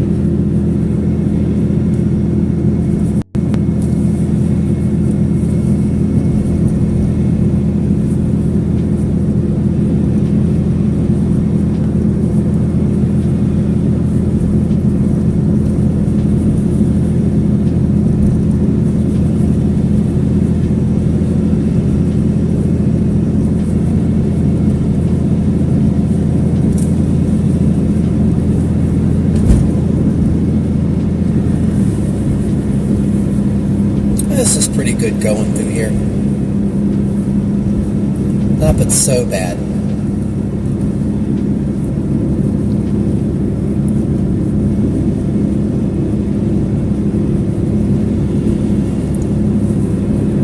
And if it looks like I'm flying, that's snowflakes. I'm really not. I'll go about 45 miles an hour right now, according to the GPS.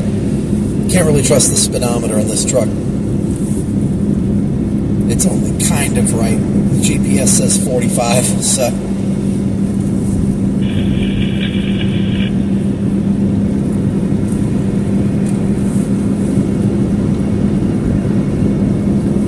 But they're not salting heavy because we're going to get down to 14 degrees tonight. You know, that's a good point. I'll also remind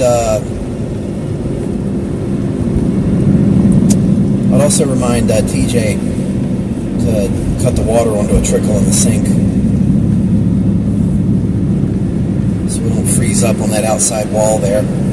It's going to get down that cold, that's true, because they don't want to melt a bunch. They're going to wind up with a bunch of water on the road. And salt stops working below about 25 degrees. So unless they want to do chloride spray, that's probably an option, but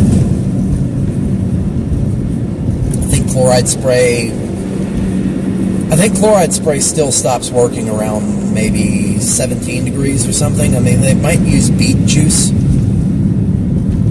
Beet juice works down even lower. I think beet juice works into the single digits. At a certain point, there's just nothing you can do, you know. Cold is cold.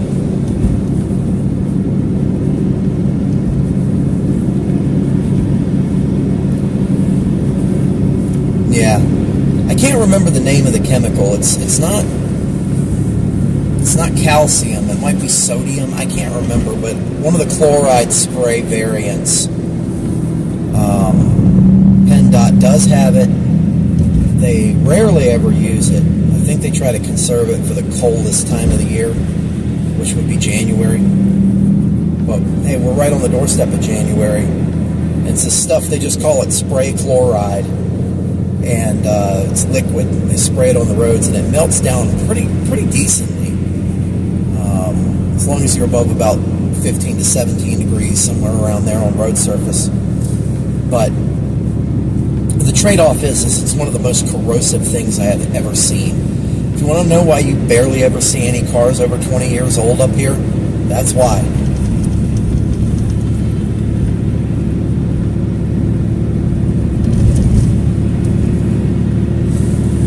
Chloride spray. Spray it on the road, sprays up into all of the void spaces underneath your car, and then your car turns into a pile of orange dust. Dissolves your car out from under you. New York has that issue too, so does Ohio. Except New York and Ohio don't have stringent vehicle inspections where they fail you for rust. Pennsylvania does.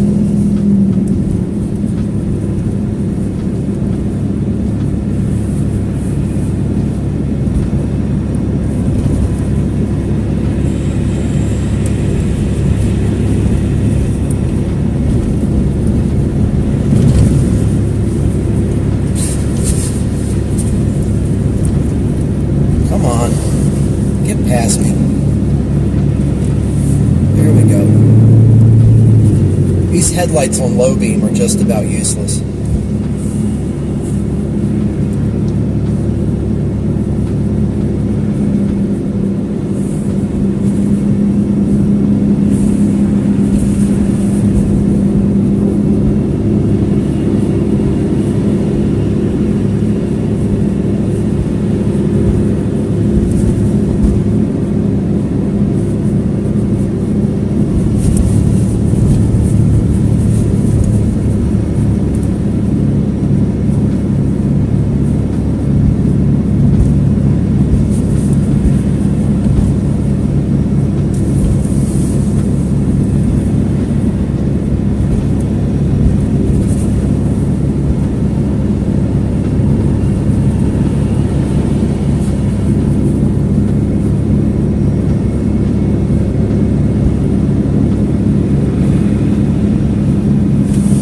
Let's see if these help any.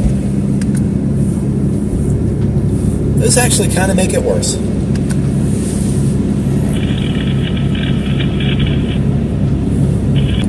You also have the brown salt that has the sugar or the molasses on it. That can work down to 10 if I'm not mistaken. Yeah, I haven't seen that up here though. I think New York might use that.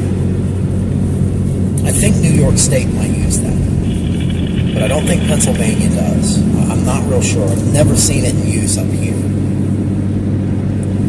Let's see. We got a traffic sign up here. CMVs, right lane only, reduce speed to 45 miles per hour. That's a Tier 1 vehicle restriction. Tier 1 commercial vehicle restriction. Sandy Lake and Greenville. There's some places off of there. We're down into Mercer County again.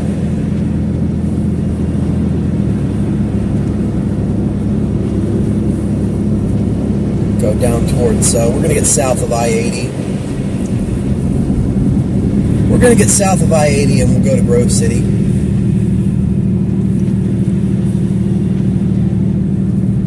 Just wait.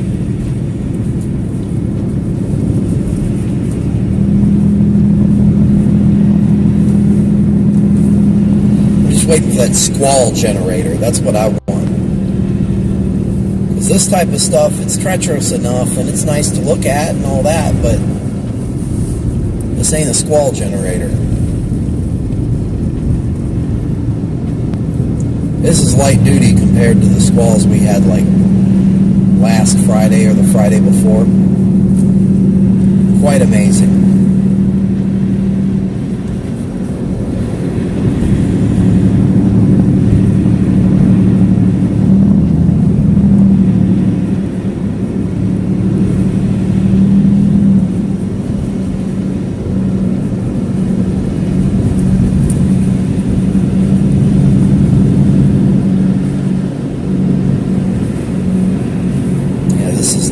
Right here.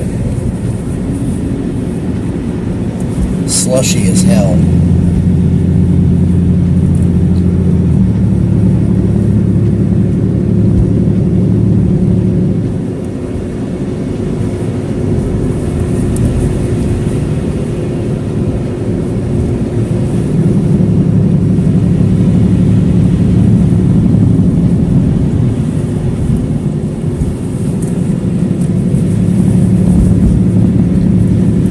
Tons of people still out on the road.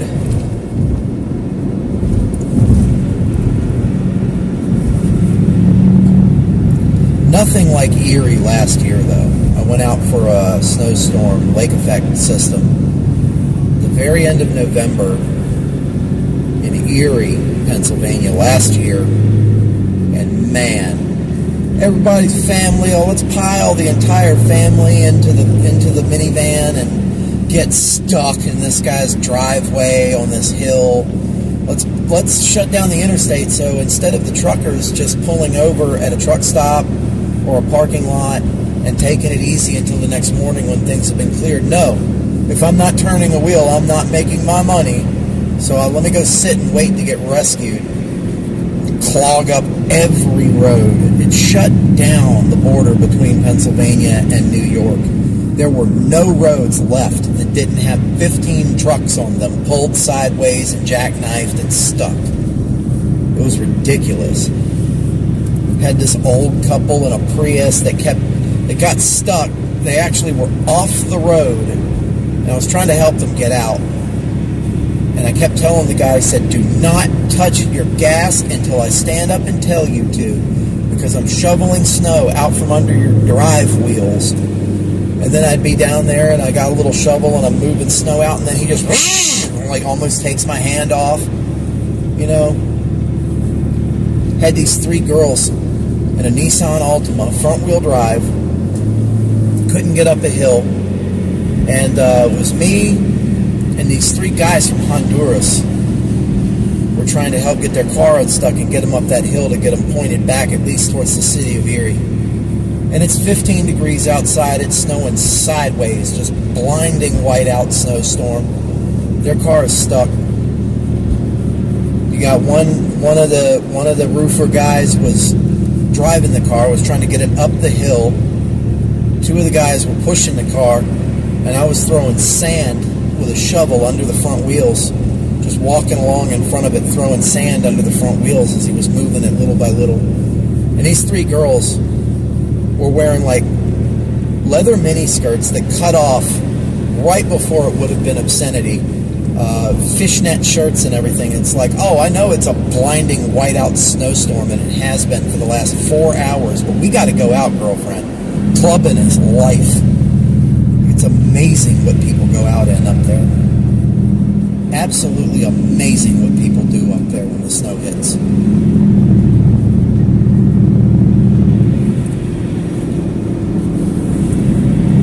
Bartle do.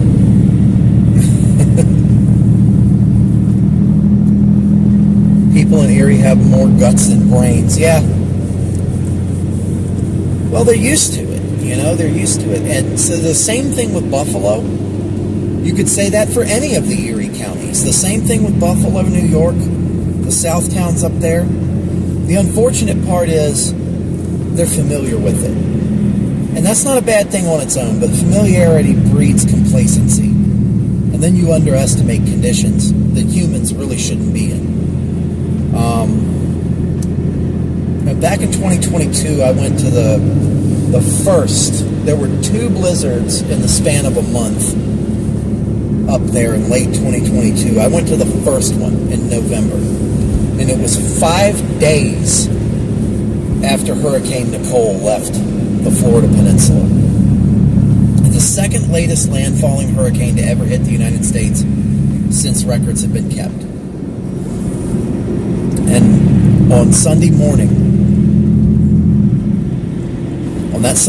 I got up in a hotel room at the Jimmy Buffett Margaritaville in Jacksonville Beach, Florida. Me and John Van Pelt had been covering Hurricane Nicole for Weather Nation TV.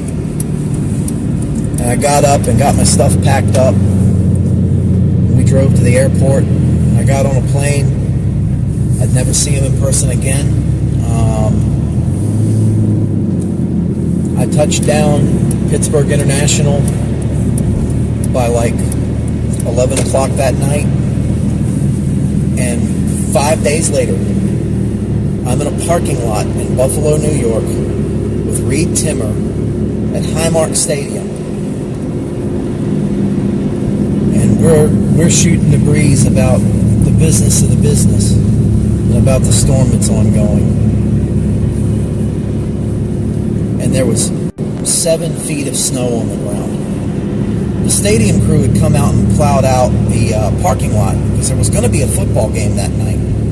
They had been right up into the last second planning on a football game that night, and I think they moved it to Detroit.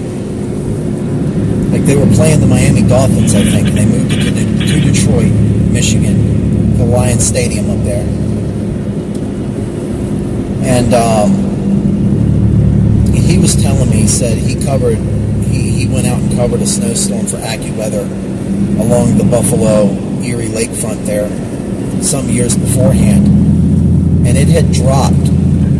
Like people knew the weather was coming, and it had dropped from 60 degrees to 15 degrees over the span of 2 hours when that thing rolled in. And he said multiple people died, and when the recovery teams were going out looking for people, they were finding, they were finding cars out of gas and people frozen to death in the cars days later that were wearing shorts and t-shirts, flip-flops, because it was 60 degrees a couple of hours earlier, and they just went to the grocery store to get some groceries, and by the time they left, it was a blinding whiteout, and it was snowing, 3, 4, 5 inches an hour. People underestimated it. And that happened again on Christmas of 2022 as well. Wasn't that bad in November, but in December of 22, that was really, really bad. And the same thing happened. So these snow conditions catch people off guard, and it can have really, really bad consequences. You know, I'll just kind of pay attention to the forecast and what's going to happen that day, you know.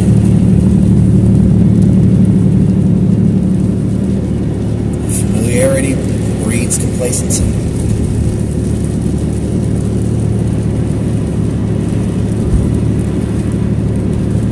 Now, one guy gets up that other ramp, and then the other guy just comes up the hammer lane and turns in there. I don't know.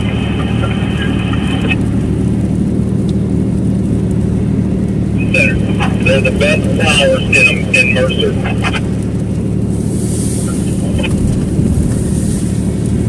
I mean, they hang out on this channel. I talked to one of them earlier.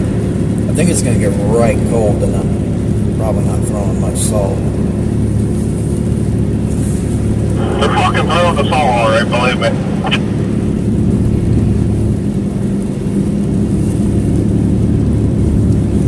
I would imagine. If it's going to get down into the teens, I don't know. I don't know if they're spraying chloride. Maybe juice. Not sure what they have access to up here. So we use that regular salt, brine, and salt.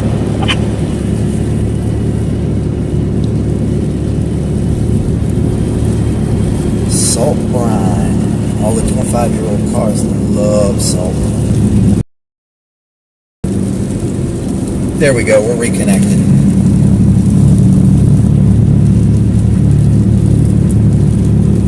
He said they're throwing tons of salt. I don't know. Although it is looking better here on this sector. If those are those two guys taking care of it, they were rolling two to a pack. Usually that means the front guy's plowing and he's got the wing plow out. The second guy's got the wing plow out to the side and he's throwing salt. They could both be throwing salt, because this section looked a little better going that way. I think it's all up to the individual crews that are out doing it, you know, depending on what they want to do. There's one going above us right now.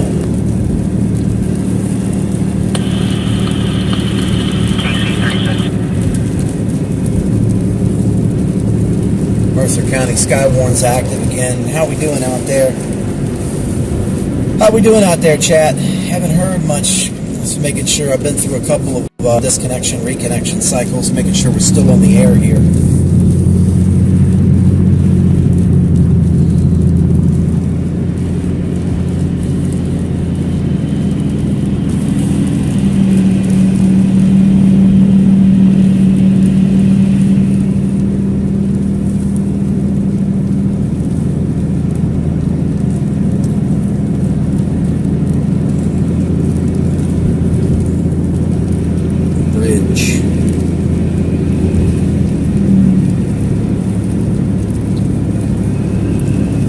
I-80's in 4 miles.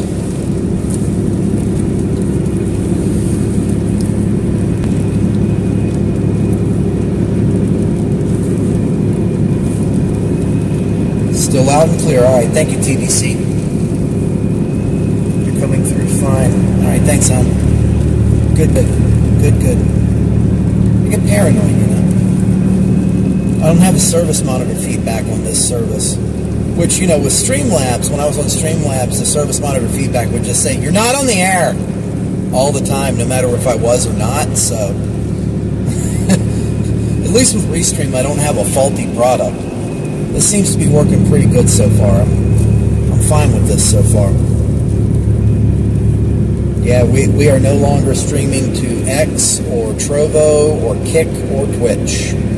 We're down to just Facebook and YouTube. We're focusing on our primary communities where people find us.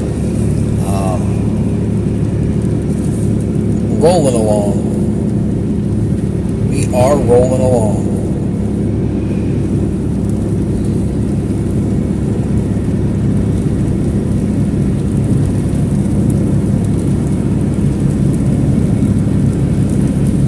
Streamlabs integration is still running our action events, and I got to find a replacement for that because the Streamlabs expires on January 12th, which I'll still have an account. I just won't have a paid account, so I don't know if they're going to include the action events or not. I'll keep it just in case. I'll keep the action events on the free account just to see if they patch them through or not. And if they do, that's fine. If they don't, I got to find something else to do that with. But I would say this isn't a bad setup for less than a 24-hour turnaround time. But Brent, is this the Brent I think it is? What up, bud? Old friend, Brent Wilson. Me and him started together at Chesterfield Town Center in like 2001, 2000, somewhere around there.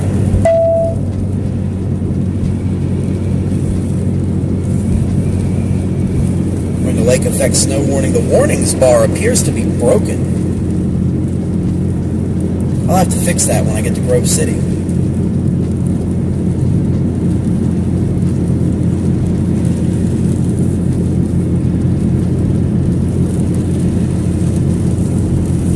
Yeah, I would like to refresh the warnings bar. I'll have to just pull that up and do it when we get up there. We're on I-79 southbound. We're headed southbound. We're going to be south of Mercer, Pennsylvania. We are just north of Interstate 80. The GPS keeps telling me I'm in a lake effect snow warning, and I'm not. It didn't say I was in a lake effect snow warning when I was, but now that I'm not, it's saying that I am. I gotta love that.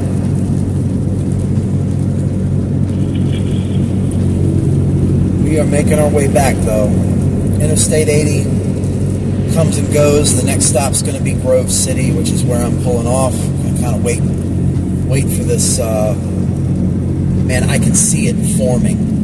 Like, look on the radar up there, off to the northwest. You see that heavy banding? That's going to grow over.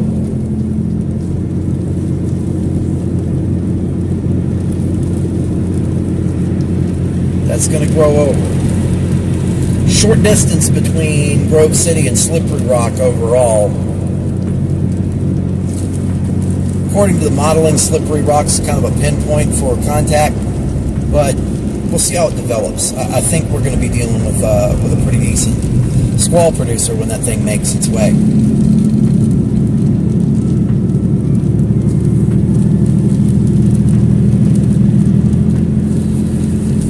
This signal's being brought to you tonight by Roamlink by Mobile Must Have. MobileMustHave.com. That's MobileMustHave.com. Go take a look.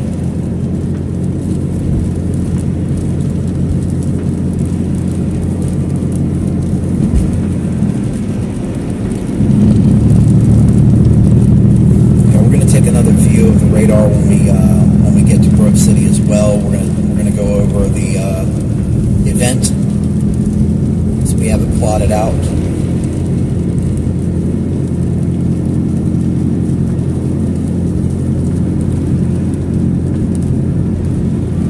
So all of the models that I've been seeing have been starting to agree.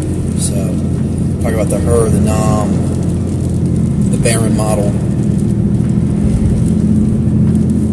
Worth. They're all saying, hey, this big thing is going to come through right around here. So far, so good. I don't think it's going to even come through Erie in there. I think it's going to come straight on down. Like, by the time it gets here, looking like another hour, thereabouts. And this puts us closer to home, so that's kind of cool. Mother Nature threw us a bone.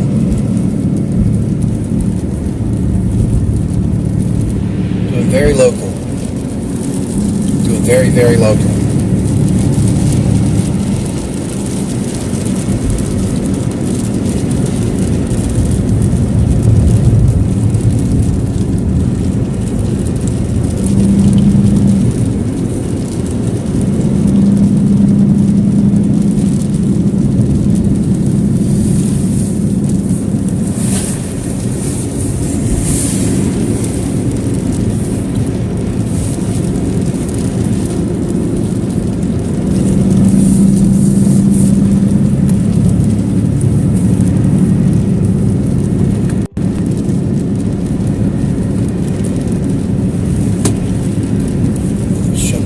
I'll put it back on.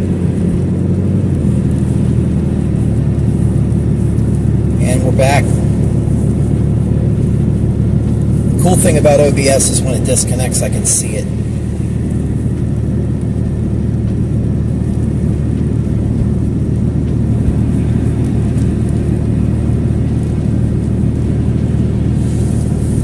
Tonight is the last night. Tonight is the last night of Ambition's Lo-Fi Christmas stream on YouTube. I think it's like the 7th year running. It's always cozy.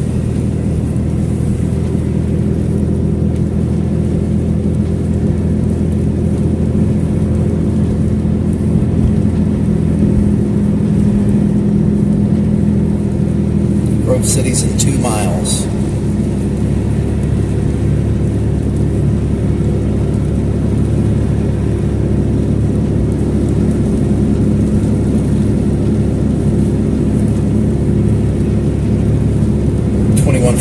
Live radar there.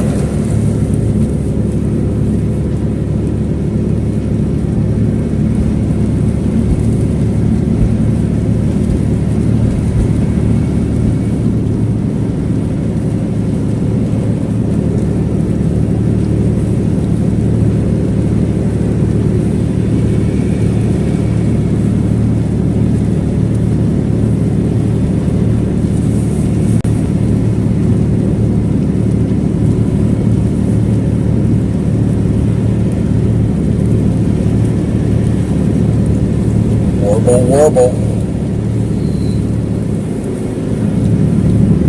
Should be the 1 mile to Grove City sign.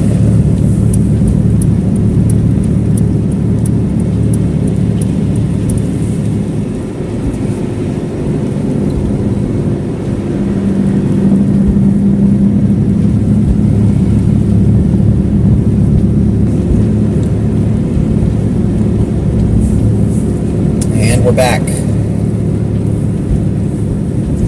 And we're back.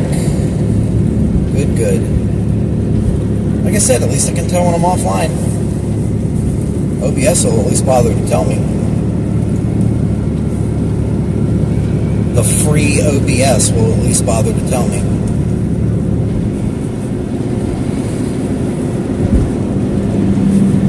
Never giving Streamlabs $30 again.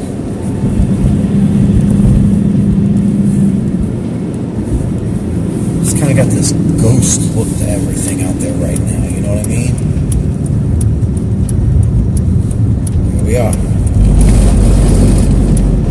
Slidey as hell. And you're never quite sure where you are. You are at Grove City, there's no snow falling. However, it is coming.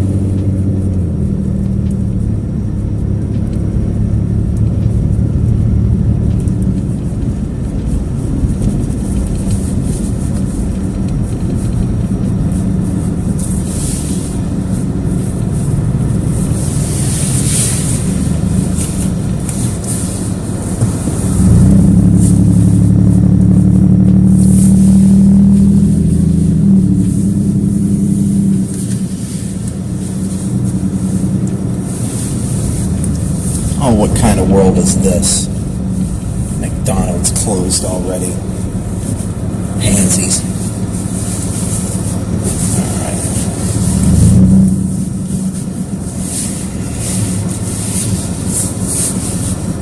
Sheets employee parking only. At least they protect their employee parking.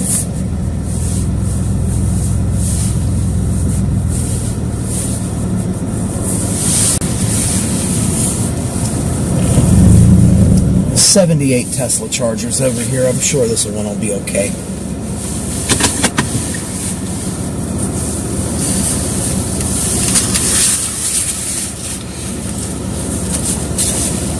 Here we go. Alright, I'm going to try to fix some things here. I'm going to try to fix this warning bar.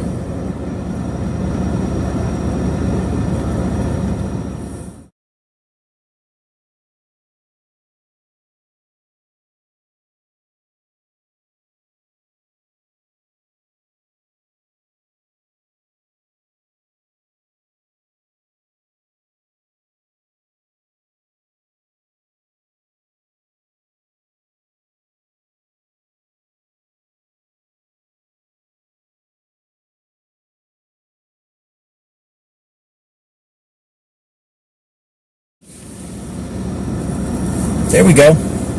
Fixed it. There we go. We fixed it. So how's everybody doing out there tonight? We're kind of hanging out in Grove City. Yeah, kind of hanging out in Grove City. That's a really weird halo effect, ain't it? That's crazy. I look like a ghost. There we go. Let's take a look at the radar.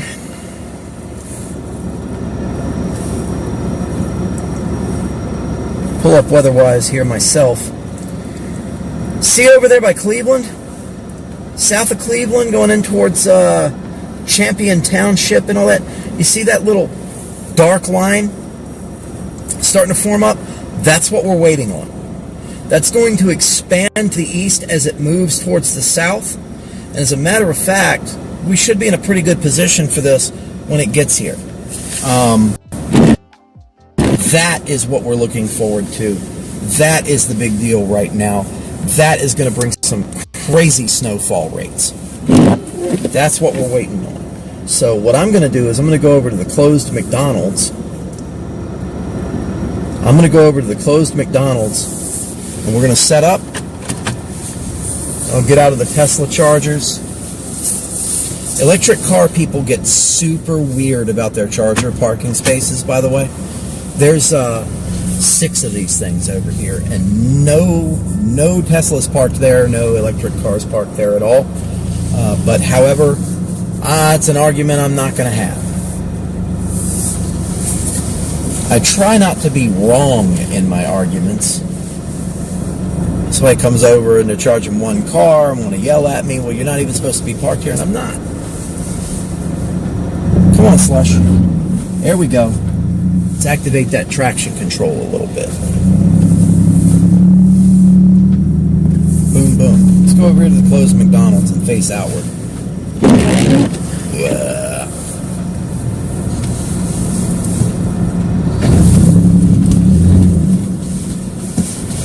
See that? This is a 4-wheel drive truck.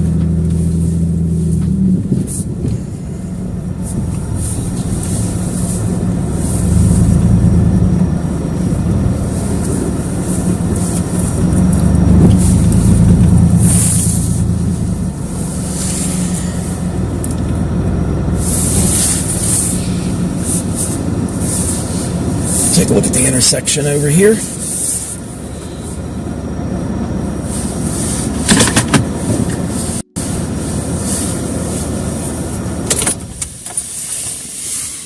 All right, there we go.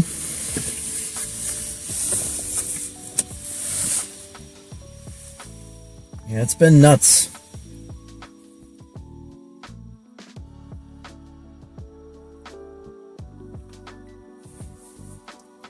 That's because Teslas quit working in the cold. I mean, they do better than the electric cars of old did. But yeah, no, I wouldn't want one living in the snow belt.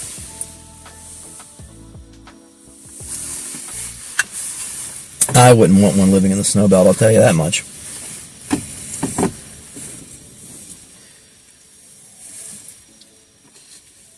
Just kind of waiting. I mean, the snow is persistent.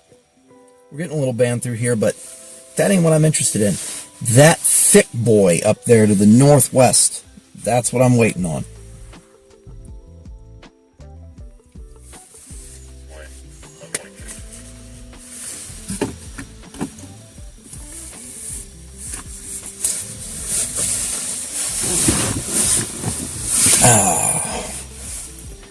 Chilling. How do we adapt? Did we adapt okay? You can still see me, so that's fine.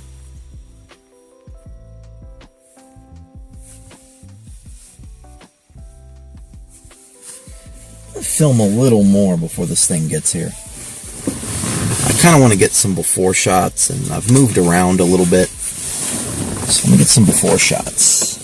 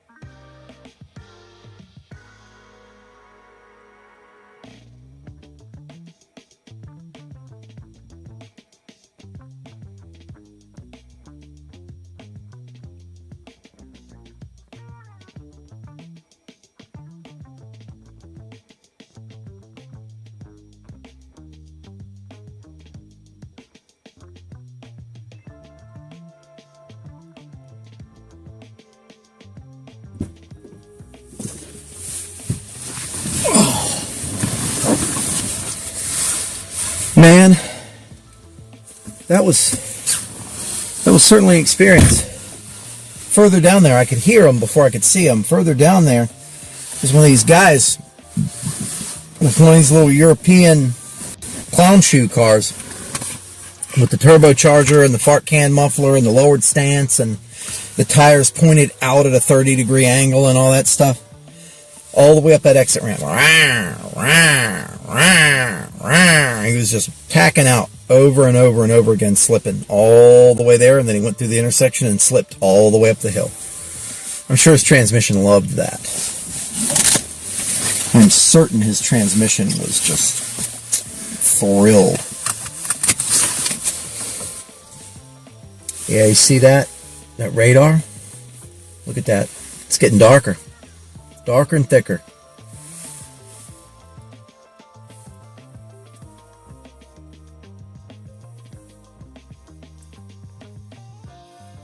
Fixing to be a chonky boy. Chonky boy. Oh, Lord, he coming. Look at that. Stretching all the way from about Tiffin, Ohio, over to the state line. Coming this way and getting wider quickly.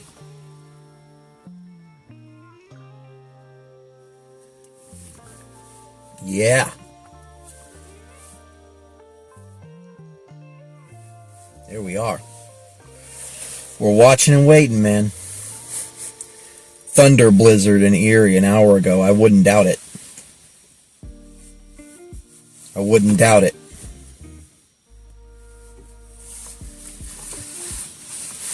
And I wouldn't doubt this is going to have some lightning with it too. We're probably going to get some thunder snow with this. We'll be focusing on that travel conditions down I-79. We're just doing the watch and wait, you know what I mean? The music's not too loud, is it? I am keeping it on, but it's low and in the background. I could always take a look at the feed output and adjust accordingly.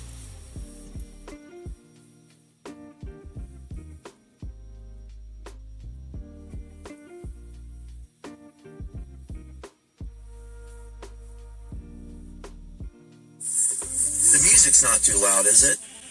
I am keeping it on, but it's low and in the background. I could always take a look at the feed output and adjust accordingly. Okay. Perfect. Perfect. That's actually perfect.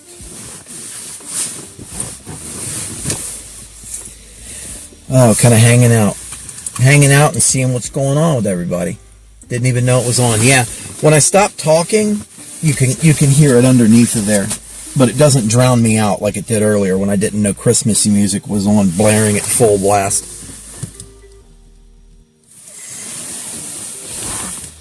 I'll put the phone in the holder there.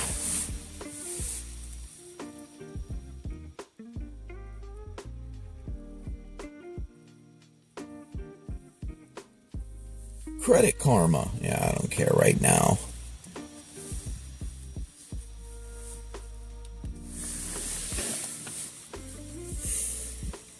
Let's see here.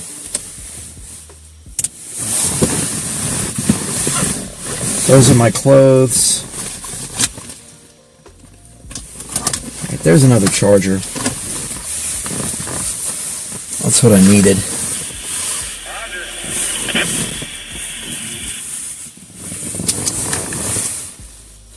If I remember correctly, that cord doesn't keep up worth a damn.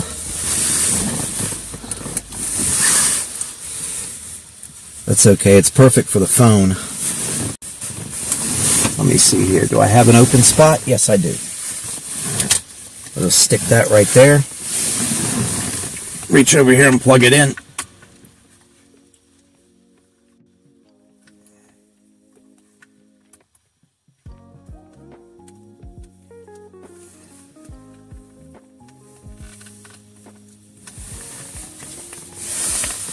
Hatchet Jack Phillips getting a little sleet in southwest Ohio. Yeah, the further south you go, the more your temperatures aloft are going to be up a little bit.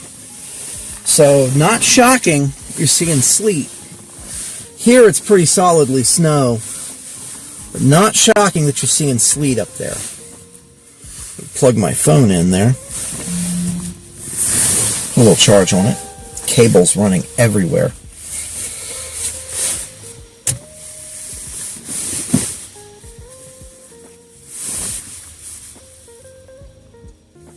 Do I have an open spot? That's what she said. That's what who said?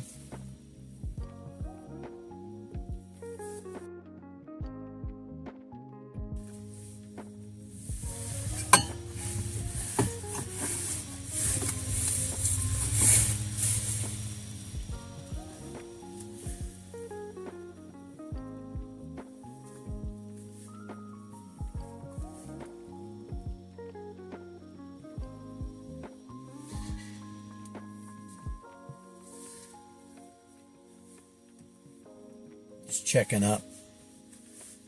up on a few things. Aw.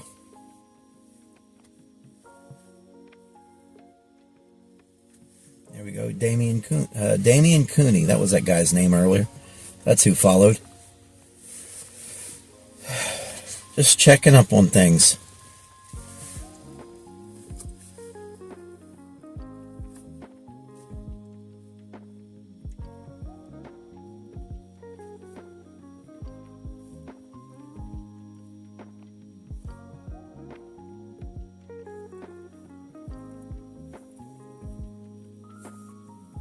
Getting rocked a little bit. Just a tiny bit. Getting a little gusty through here.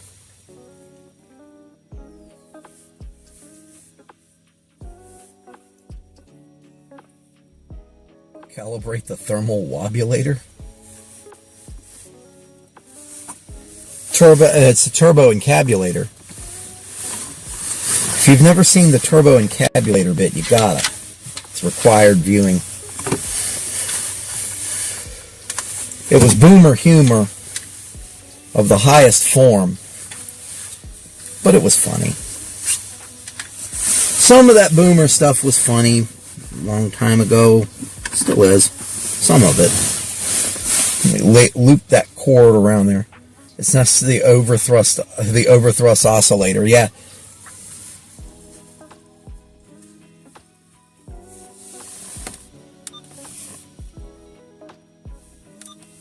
The turbo encabulator. That was a whole bit. Stand-up comedy bit. Here, I can close this dock.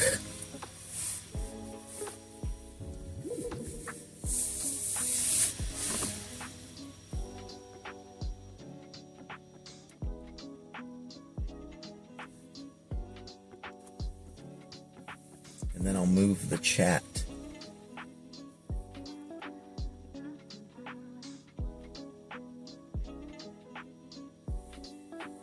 There we go. I'll move the chat to over there. There we go. Very good. So checking back through the radar, man. Yeah. Growing and getting beefier, too. It's now north of us. Headed south. Fires for Kyle Miller on West Bud Street in Sharon. Oh, Grove City got somebody over here.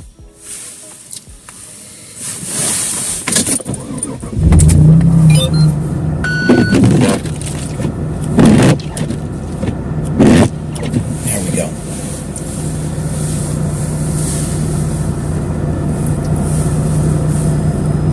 Overthrust oscillator was Buckaroo Banzai. I think that was the same bit. I think that was in the same bit with the turbo encabulator, if I remember correctly. That's old school. That's comedy right there. That's old school comedy right there.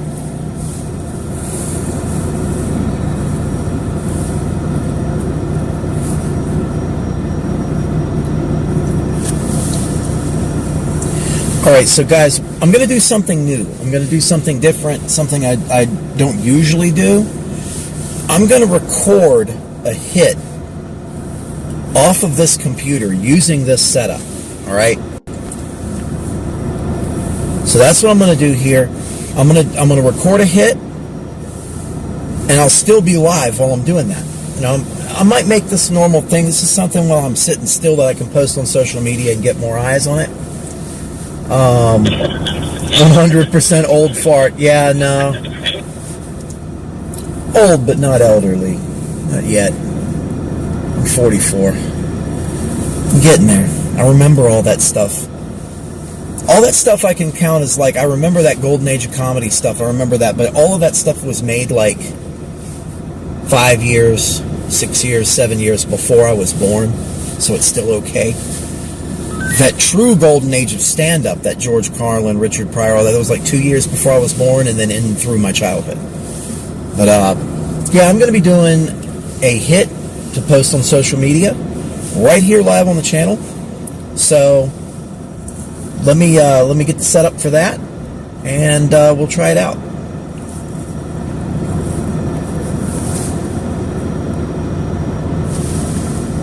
All right. 3, 2. Hello, everybody. Storm Tracker B, Dean Barry, Keystone Prime, and we are still out here live.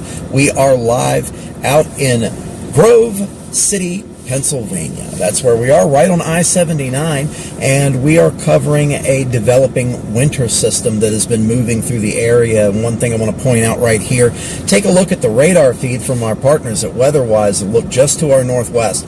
You're going to see that extremely heavy snow band setting up, and it has been steadily growing eastward the whole time, about the past hour or so, and that's spreading out to our north and is moving towards the southwest. So just letting you guys know what's going on out there today. We're going to be looking at high snowfall rates within that band moving south, and we will be streaming live here on the channels at YouTube at Keystone Prime and Facebook at KPWX Media. Of course, you can always catch the stream on livestormchasing.com, on hascams.com, and in the WeatherWise app. It's weatherwise.app, our partners there. And also, you can get this on the CDN, you news media agencies, the Livestorms Media CDN. Just smash that unlock button. Don't even ask your program manager. I guarantee you won't get fired. It's okay. They totally love stuff like that. So just, you know, if you don't have access to the CDN, in all seriousness, go ahead and contact Brett at livestormsmedia.com, and he can get you set up with that. You can get this unfolding winter event for your newscast. So we are still live. We're going to be out live through the passage of this snow band, which I've seen some early worries that it's possible they may be issuing snow squall warnings for this once it gets underway. Don't quote me on that. I am not the National Weather Service, but that's about what we're looking at out here on these roads. PennDOT struggling to keep up. They are kind of winning for now, but we'll see how it all goes, and it'll happen live here for you on the channel, Keystone Prime. Until next time, I'm B. Dean Barry, and I thank you for watching. All right. Nah, I'm not going to do over that. It's as it happens in the field, you know. As it happens in the field. Still waiting. Still waiting. That's okay. It'll be here. It'll be here. And now I just go to the social and pop it up there.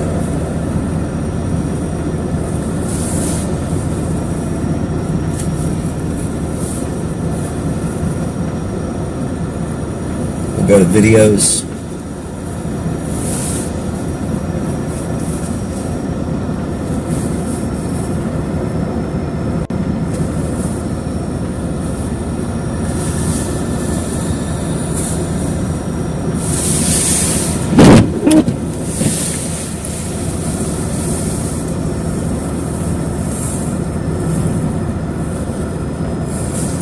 Processing video now.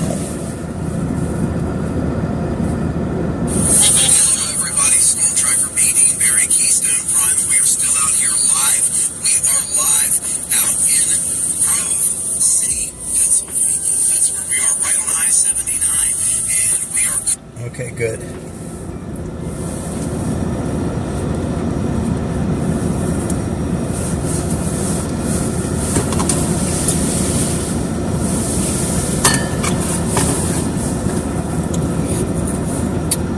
heavier pickup. And this is nowhere near the action.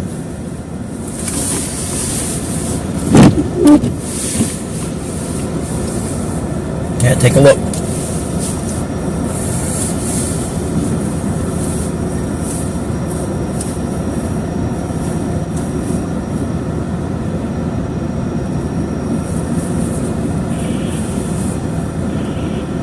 Have you received any additional calls for this now?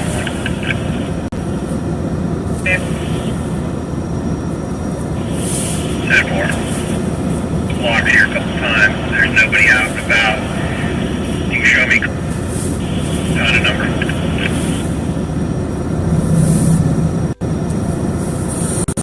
Hello, everybody. We're here live. We are live. Okay, there we go. And that'll post up there. Post is processing. Boop.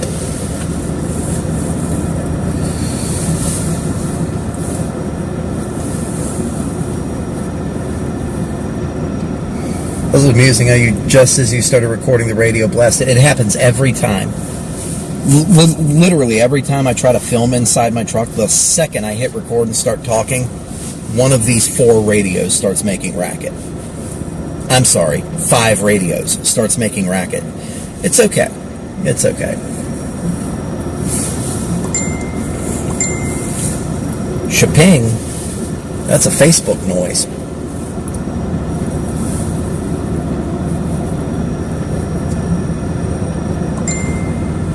That's another Facebook noise.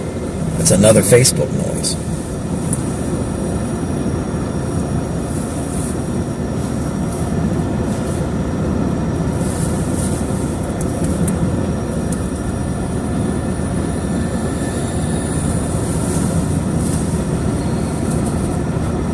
They're diving low through Illinois.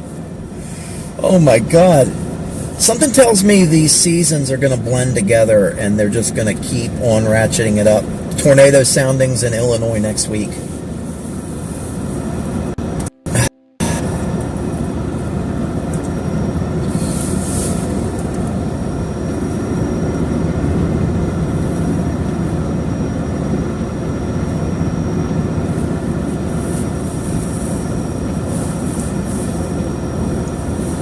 There we go.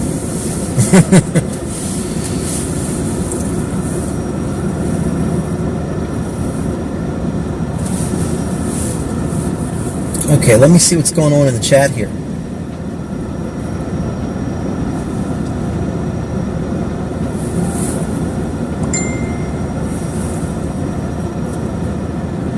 Make it a little longer.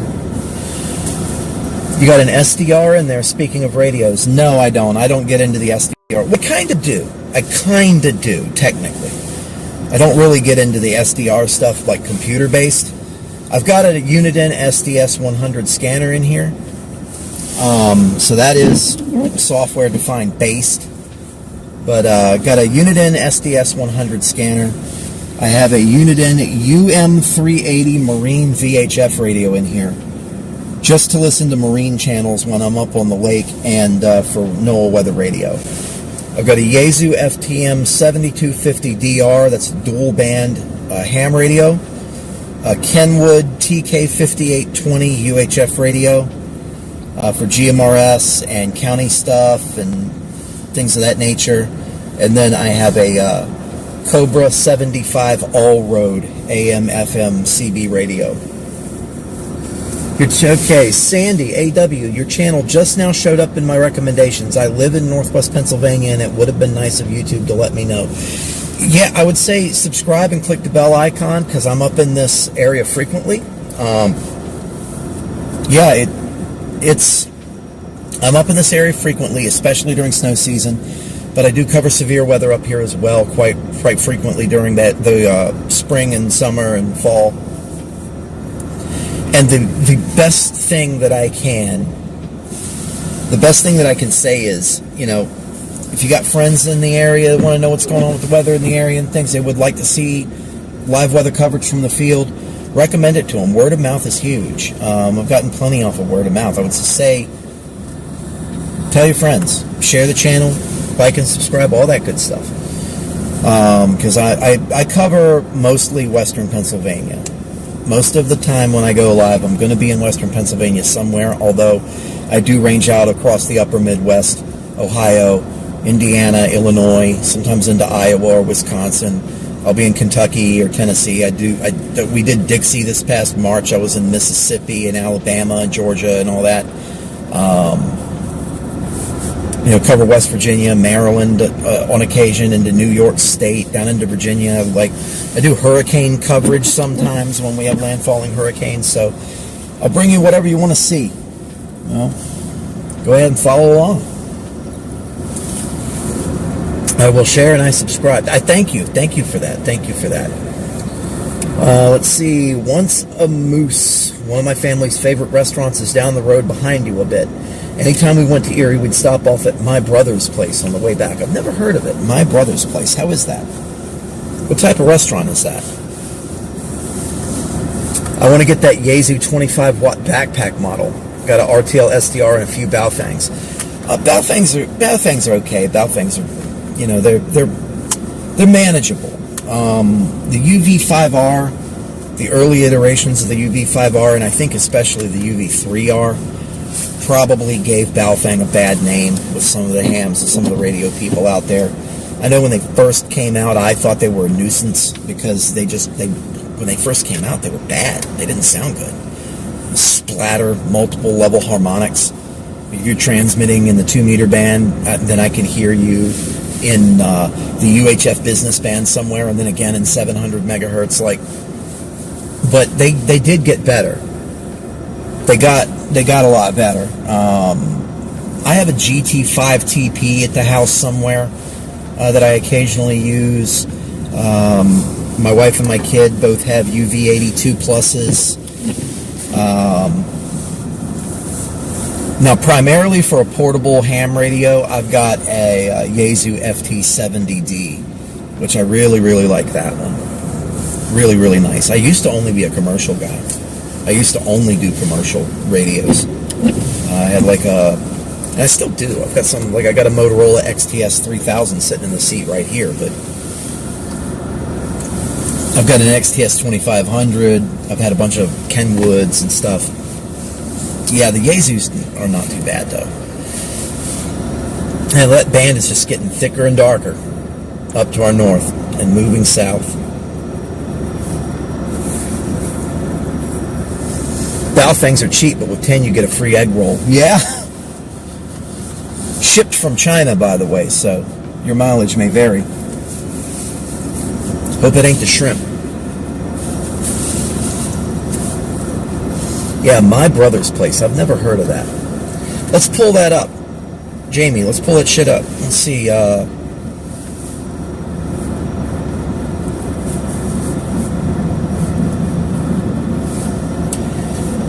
2058 Leesburg, Grove City Road, Mercer, Pennsylvania.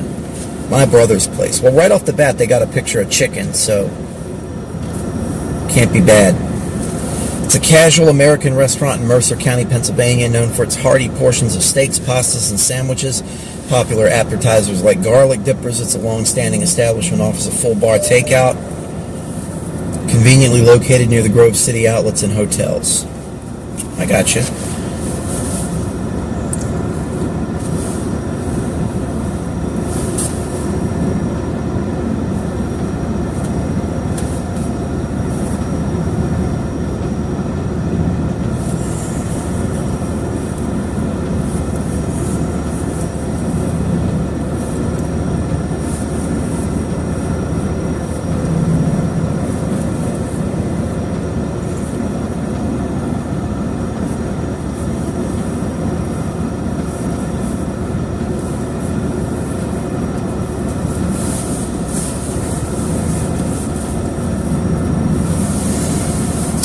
Just had to check on a couple things there. Yeah, it's right on this road here. Home style family restaurant. What brand of CB radio is a good one to purchase these days? Right off the bat, I'm going to tell you, some people, look at the snow out there. The snow's starting to pick up a little bit. We're not near the band yet. This is going to be insanity. I don't know how to tell you this properly. I don't know how to tell you this properly. This is going to be insanity when it gets here.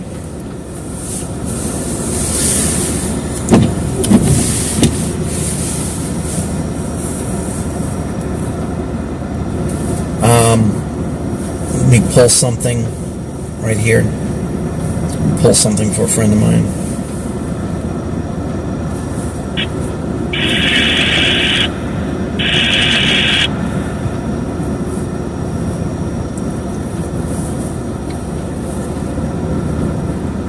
Kind of bogging, running in and out here. It's okay though. Oh, the oil pickup tube on this truck is at the front.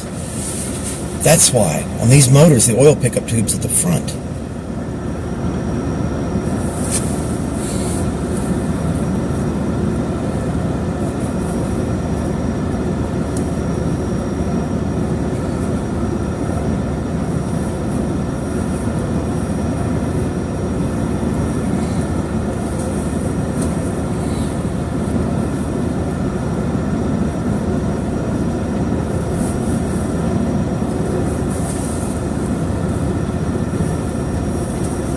Okay, I'll pull that back up there. Odessa, welcome to the channel, bud. Just woke up from a nice nap. That's always nice. Kenwood is always good. That's true, too. Kenwood is a great manufacturer. I'm a big fan. The whole thing is their ham radios. Their commercial stuff is excellent. Their ham radios I can't get down with. No zones. You know, Yaesu doesn't have zones either, but Yaesu isn't $700 for a 15-year-old model that they're still manufacturing. I'm speaking specifically of the DM710. The DM710 just kind of blew my whole opinion of Kenwood. It's like, why would I pay that much for the Kenwood when I could get an ICOM IC2330? Is it the 2303 or the 3208 or whatever it is? I could get that. It's also a 15-year-old model and does analog only and does APRS, but it also has zones and selectable scan lists, and it only costs $350. You know? Winter like it used to be. My Streamlabs bot is still working, I see. That's good. Hopefully that stays with the free version of Streamlabs, although I'm not, optimistic. We'll move a little bit just so we can get a couple of different views. 32 to 35. That's what I'm running. Fearless Wolf just subscribed. Fearless Wolf, welcome to the channel. I have 2 alert boxes on that screen. I don't know why. Lots cheaper. Kenwood averages out the good, as I was told 10 years ago. Yeah, that's true. I'm bundled up trying to heal from pneumonia. You got the P pneumonia. This is the saddest thing I've ever seen. A McDonald's that closed before 10 p.m. Smells like motor oil. I mentioned it to TJ earlier tonight. Truck 1, I'm kind of nursing it along. I think Truck 1 is going to need head gaskets before too much longer. When I went to check the oil today before I came out, it's always a quart low, and that's fine. It's old and it leaks, but it's a Chrysler product, what do you expect? But the inside of the oil cap had kind of like a really, really light layer of slush on it, which would be steam slush, but it's not much, especially considering how much I run this thing. It's not much. So a little bit of leaching is going to be kind of expected, but you don't want to see that. This thing's looking like it might need head gaskets in the future. I think sometime in the spring or summer, depending on how long it makes it. Now, if it pops in the wintertime, I'm going to have to fix it. But if it doesn't, if it holds off till the spring or summer, I will repair that. I'll do a top-end job on it, and I'll do that, some of that on the stream. I'll make some videos out of it, that kind of thing. How-tos. Adam, where you at? 79 wasn't closed at all, Larry. 79 wasn't closed at all. My GPS said it was closed. It said your 79 closed in a couple miles, but that wasn't real.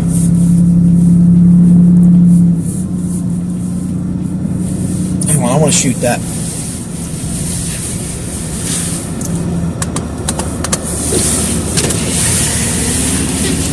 Where are you at? I'm in Grove City, Pennsylvania. We're actually right out front of the Grove City outlets right now. Hold on, I'm going to shoot this real quick.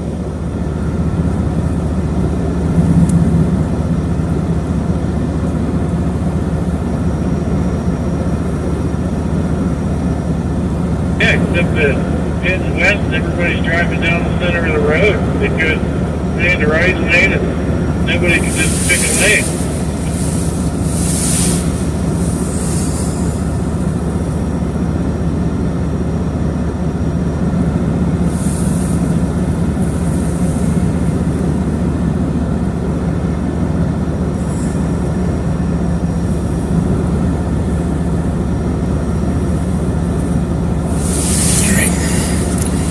Yeah, that's a nice little scene right there. I think squalls are done in my neck of the woods. What is your neck of the woods, Adam? Because there's a big, nasty one that's starting up north of us right now. It's going from about... Right now it's stretching from about Hannahsville right on over out into Ohio, moving south. Surprising, the McDonald's is closed, but the Vermanni's isn't. Not too terribly much, actually. Vermanni's is starting to get back towards what their COVID really did a number on everybody. When it come along, it's like, oh no, we got to close the Vermanni's in the strip district overnight now because of COVID. You can only get sick at night. You know, when I saw everybody closing down, all right, and if you know history, you're going to know what I'm talking about, because I like to run my mouth. And it's one of my weak spots. I love to run my mouth. But I'm not wrong. I will never be wrong on purpose, okay? And when COVID came along and everybody was closing down everything overnight, the very first thing I did, I said, this is a cash grab. This is, all of these businesses are afraid of facing backlash because they close at night now. And they've been losing, staying open and paying staff at night. And any time, I mean any time, that a corporation can get away with saving money while avoiding backlash, they're going to do it. And that's exactly why everything closed. I said, this is a cash grab. And then somehow this narrative came out that if you wanted to get something to eat and not shopping for groceries at night, you wanted to kill grandma. Asinine, right? And I looked, I said, what are these people doing? Just shut down everything at night? Oh, you can't get sick at night, is what you're saying? You know, oh, you know, we're staying indoors and all that. Well, no. You're just compressing more people into the same stores during the daylight because they can't shop for groceries at 3 in the morning anymore. And it really reminded me, I was like, you know, in ancient Roman times, before we had a lot of current medical science, before the idea of viruses and bacteria was discovered, they used to think that the night air made you sick. They called it miasma. That was the name for it, miasma. You don't go out at night because the evil spirits will make you sick. You don't leave your windows open at night because the night air is poisonous and it'll make you sick. That's literally what they thought. And I saw that, I'm like, what are we going with ancient Roman medicine now? It's 2020, we're going to go with ancient Roman medicine? Called it right off the bat.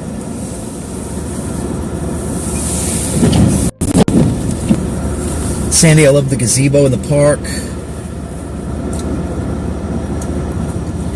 That squall you're waiting for us around 1:15 a.m., so I'm going to get a preview thanks to you. Not a problem, TBC. Haas's Steakhouse. You know, I've never been to Haas's Steak and See. I want to go. I've never been. I don't know where one is. It's like around here. Is it like right in front of me or right behind me? Never been to one. Waterford, PA. I see. Yeah, I'm not sure if it's going to take that long, really, because we've been waiting on it. And we're in Grove City, so, I mean, is the Eaton Park open? No. The Eaton Park is not open. It is closed. It is closed. Once again, COVID. If this was 2019, that place would be hopping. If this was 2019, I'd take a camera on the dashboard right there with me in there and get something to eat. I'd get some coffee. I'd get an ice cream sundae. I'd get a pot roast sandwich with the gravy on it. I'd be sitting at the table with that thing propped up. Y'all would have to watch me eat. That would be the stream right now. It'd be me eating, waiting on this thing to get here. I'd pop up an NDI cam and leave the one on the dashboard running and take one with me inside and talk smack while I eat at you. It's very beautiful now with the snow around, but yeah. I live in Tionesta. Okay, you live up in Tionesta. You might get out of some of this, but I don't know. You probably are going to get some decent snowfall up there if you haven't already.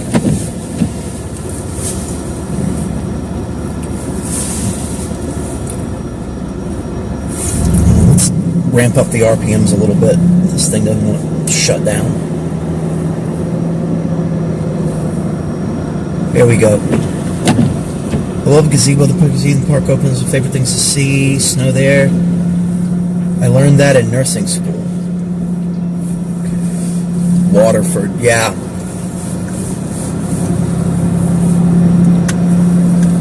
Up by Erie.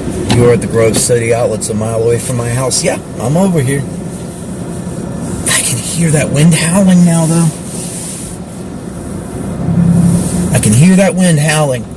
Because the body panels on this truck aren't properly aligned. The door strikers aren't, like...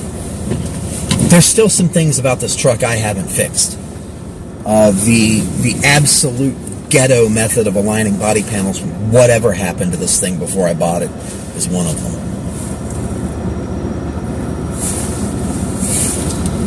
I'm going to get some more footage. The NOAA Weather Radio. Southwest in western Pennsylvania, in the northern panhandle of West Virginia. When? Till 10 a.m. Thursday. Impacts, roads, and especially bridges and overpasses will likely become slick and hazardous. Plan on slippery road conditions. The hazardous conditions will impact the Thursday morning commute. Slow down and use caution while traveling. The latest road conditions can be obtained by calling 511. Please report snow or ice accumulations by calling 412-262-1988, posting to the National Weather Service Pittsburgh Facebook page, or using X at NWS Pittsburgh. The forecast for West Central Pennsylvania. Winter weather advisory in effect until 10 a.m. Thursday. For rest of tonight, snow. Snow accumulation 1 to 2 inches. Cold with... All right. Just got those shots there.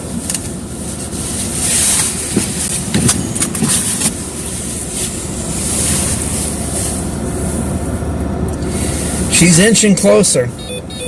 Moving kind of slow, as a matter of fact, which, let me tell you, if this is moving but so slow, it's going to be nasty.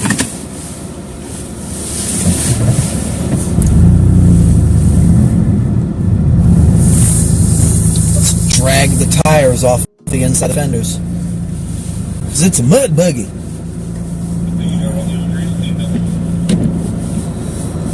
I love this thing, though. Not many will be commuting tomorrow morning. Yeah, unfortunately, TJ will be. I just feel bad for her when she's got to get up in the morning and, like, driving this shit.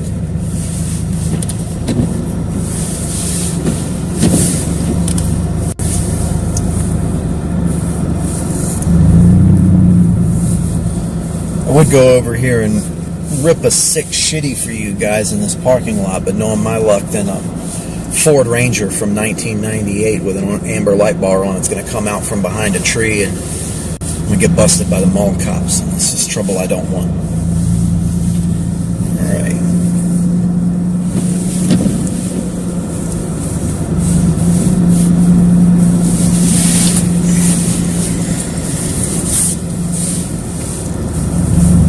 Get a couple different views around the area while we wait.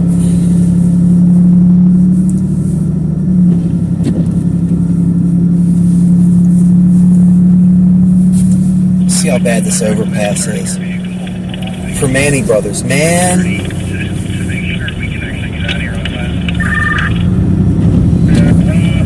I would go in there and get a sandwich too if I was hungry at all. Hey, it's not stopping. Icy up here.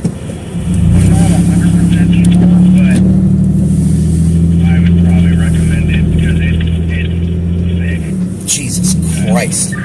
That's pure ice under there. Do you see another temp drop? Yeah, a little bit of one.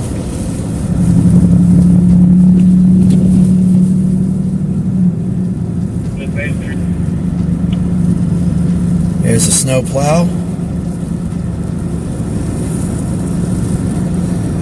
I wish there were more snow plows out operating right now, let alone the conditions with the wood, but film some snow plows because that sells video. All right, let's get up in here.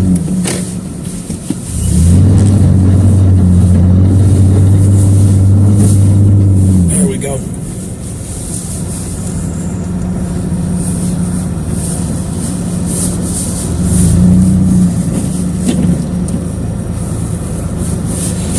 Is there any good? That's not a good spot. That's not a good shoot spot at all. Fucking snowplow going that way. Jeff, thanks for joining. Thanks for subscribing. I want to say your name wrong. Jeff Intocchia? Is that it? Intocchia? Intocchia? Intocchia, you're Italian? Odessa, yes, and native yens are many in the strip. The only place in the Permani Brothers sandwich tastes good to me is the original store on the strip. You know, I've heard Pittsburgh people say that over the years. I heard that within the first 15 minutes of moving to this city. No lie. And, oh no, I don't see it. I've eaten at the strip plenty of times. And it's good. But the suburban ones, just as good. I think it all depends on what you get. And I'm sure that some of the suppliers are different for different stores too. Because they're still like they're a chain. They're a chain, and they have stores everywhere. They've even got one, I think, in Panama City Beach, Florida. But everything's still pretty much the same. Nothing quite like the feel of four-wheel drive slipping on ice. That's true. And this is full-time four-wheel drive. This is an all-wheel drive vehicle, and it's still sliding like hell. There's a lot of ice over there. But like I was saying a lot earlier in the stream, this thing might need new tires at some point, so it's going to need head gaskets.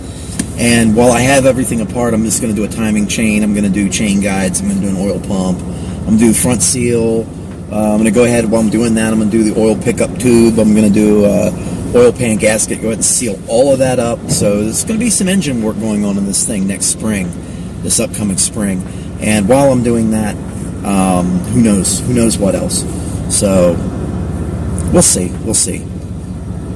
Super chats are open, by the way. Speaking of that, so we'll go ahead and fix this thing up. Might wind up doing the rest of the winter in truck 3 if I have to, but you know, I don't want to pop this thing. I'd like it to pull into the shop to get for me to do all that work on it under its own power.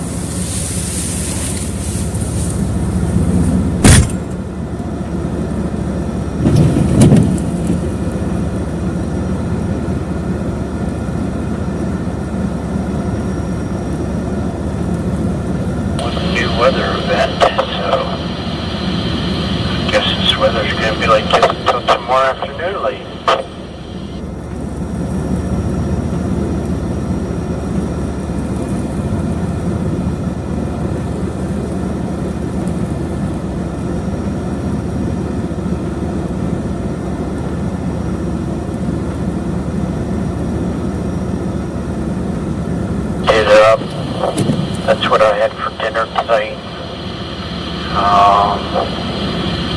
We've chosen to do sauerkraut pork for dinner today, and I think sauerkraut and pork and all that stuff is really good, better the second time around. So we'll recook it again tomorrow, and it tastes better. Yeah, that was a little late.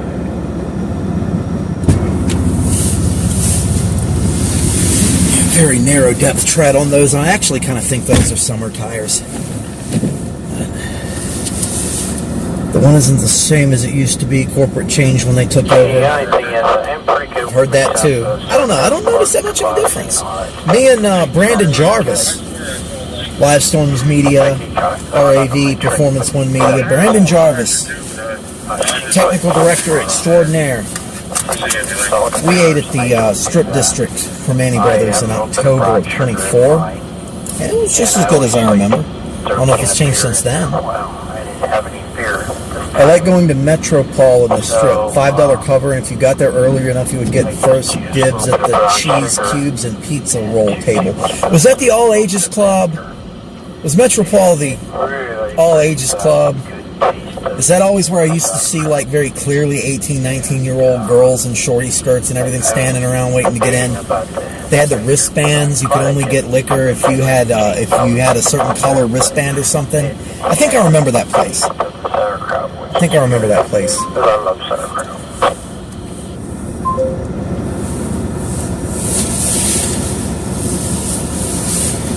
PSP's out. That's the first state trooper I've seen all night. Let's take a look at this radar. I'm getting impatient. Come on down. Yeah, you coming on down. Coming on down. I'm gonna go to Sheets. I'm gonna go to Sheets real quick. Oh, you're talking circa 2000. I got here in 2008, so that was an era that I was not privy to.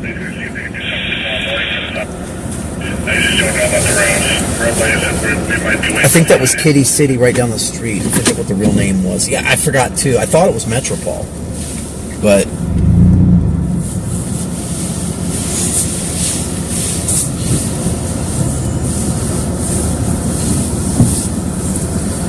that place, I don't know if it's even still in operation. That place was a nuisance. That sounds really good. Because they had a whole thing. If you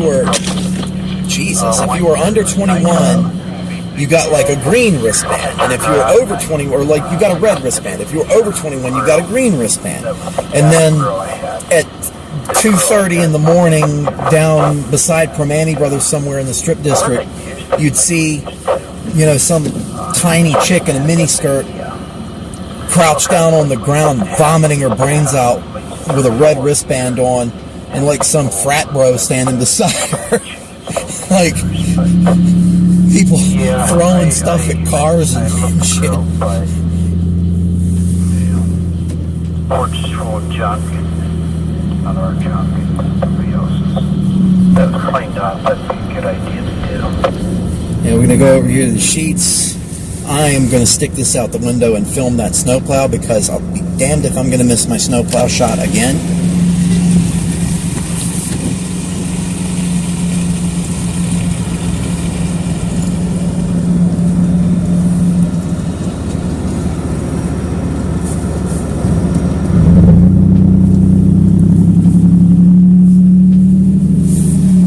Got the shot.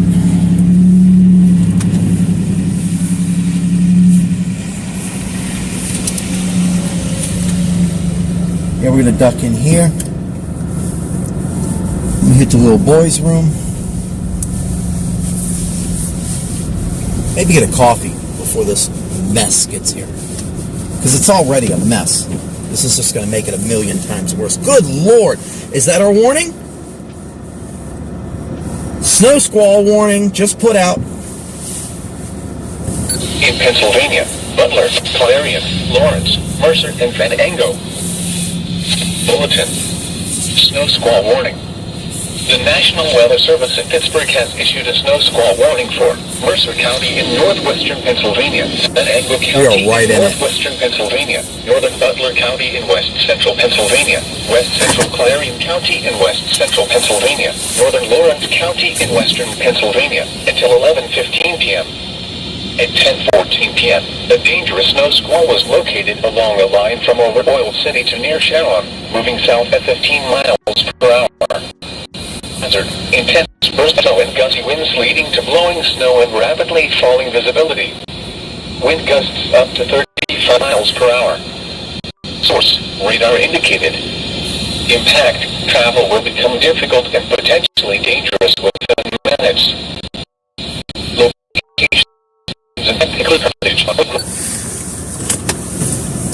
Hey PennDOT, the warning's out. It's about to get real shitty.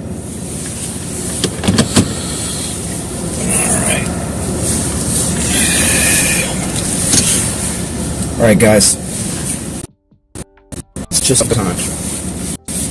I'm going to go in here, get a coffee, and hit the can, and I'll be right back. I'm going to leave you with the radar, and I will be right back, promise. I'll even leave a weather radio on for you here in 1 second.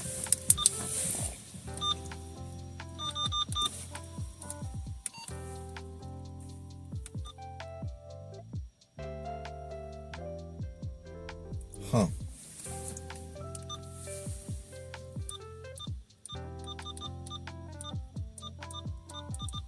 No, I'm not, I guess. Alright. I'm just going to leave the PennDOT radio on then. Because I cannot receive NOAA on the scanner for some reason from right here. Although I have a feeling it has something to do with... with the antenna for that being an 800 meg quarter wave. So I'll be right back.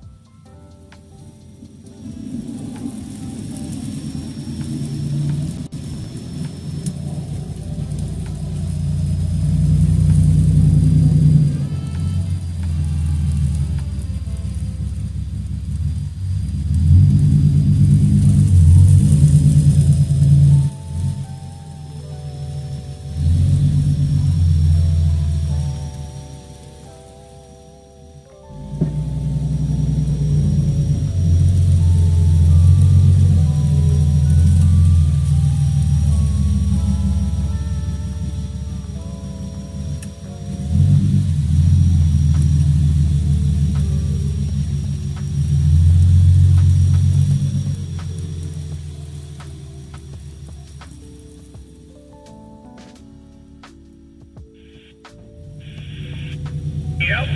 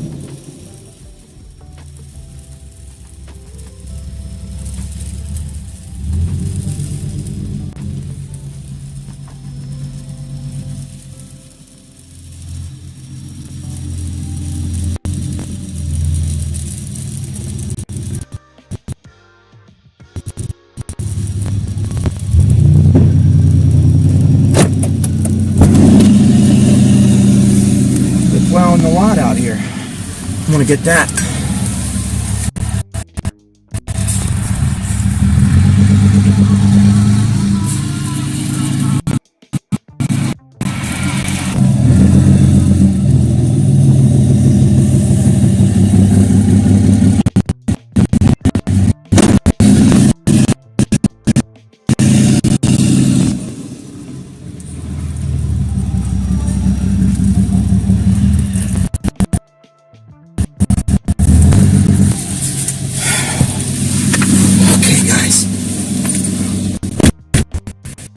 It just doesn't know that they are getting plowed.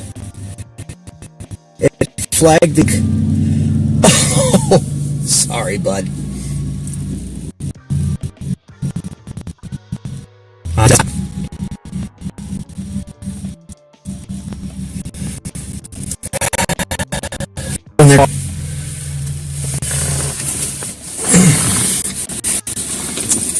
Guys, I'm gonna be super nice. Let me get this started.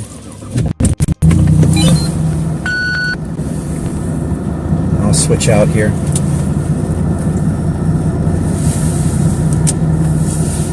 Alright, I'm going to be super nice about this. I'll try to be a mean guy. If you're not really sure what's going on, she ain't going to try to go, is she? If you're not really sure what's going on, don't try to tell people what's going on. I just witnessed this in there. The girl that works there, that works at Sheets, was getting ready to leave. And I heard her talking to a customer. A normie, average day customer. Woman was like, oh, well, we just came from Slippery Rock and it's fine. And she's like, well, I heard it's going to be bad out. And she's like, no, you'll be fine. It's like, well, what are you driving? It's like, oh, a Mustang. Rear-wheel drive, no traction control. That's it right there. A Mustang. She's like, no, you should be fine. We came up from Slippery Rock and it's okay. So no, you got a bad snow squall coming in. It's moving north to south and it's almost here. And she's going to try to get to Newcastle. I don't think that's going to work. No, that's her coming back right there. Good. She didn't leave. She went and got her, she went and got a blanket and her snuggle kit. That's good. That's good. She's listening. Now, I didn't put her on camera for a reason. I don't want to blow somebody up like that, you know. Jared King, the Silver Horsey, one of the admins for Mr. Ryan Hall himself. Happy New Year's. Be safe out there, buddy. Up in Sandy Lake, they said the visibility is 0 in this band, and I will not doubt that. I would not doubt that in the slightest, looking at how this thing is playing out. Yeah, I just told that girl that worked at the Sheets, I said, hey, just stay here. It's almost here. Just stay here. Because you're not going to want to out drive it in, especially a rear-wheel drive Mustang. And she listened. It's great. She listened. She gave me a free coffee and listened. I like that. That's great. That's great. I like when people make the right choice. What I was saying about like normal people that, you know, they might not know what's going on. If you're not 100% sure, and I know it's just talking about the weather. It's literally one of the oldest trips in the book. We're just talking about the weather. But if you don't know what the weather's doing for real, don't give people advice. That could be dangerous real fast. Just like I'm sure this is going to get dangerous real fast. If Jared's telling me that the visibility is near 0 and he's getting good, I trust Jared's reporting. Jared, if you don't know right there, the Jared K on YouTube there, Jared, that is Jared King, otherwise known as the Silver Horsey on X. He is also an experienced storm chaser, also based out of Butler County, Pennsylvania, right over near me. He takes expeditions out to the plains and the Midwest and goes all over the place as well. The guy is like a savant for portable power packs and battery packs, like power supplies. You got to get with me on how to do that, because I don't know how to do that. You've seen how I set up stuff. I build it like a public safety vehicle. I'll put in 2 batteries, I'll put in isolators, I'll put in all that, but none of it's transportable. And then I wind up having to buy 3 sets of everything because I have three trucks. It's almost here. It's almost here. I'm excited.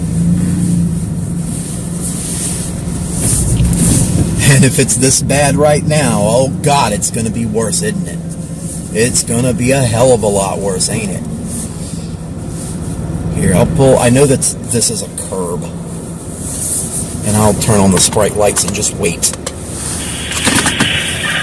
It's almost go time, people. Ever considered studs on your tires? No, actually I haven't. So in order to do studded tires, you have to have tires made for it.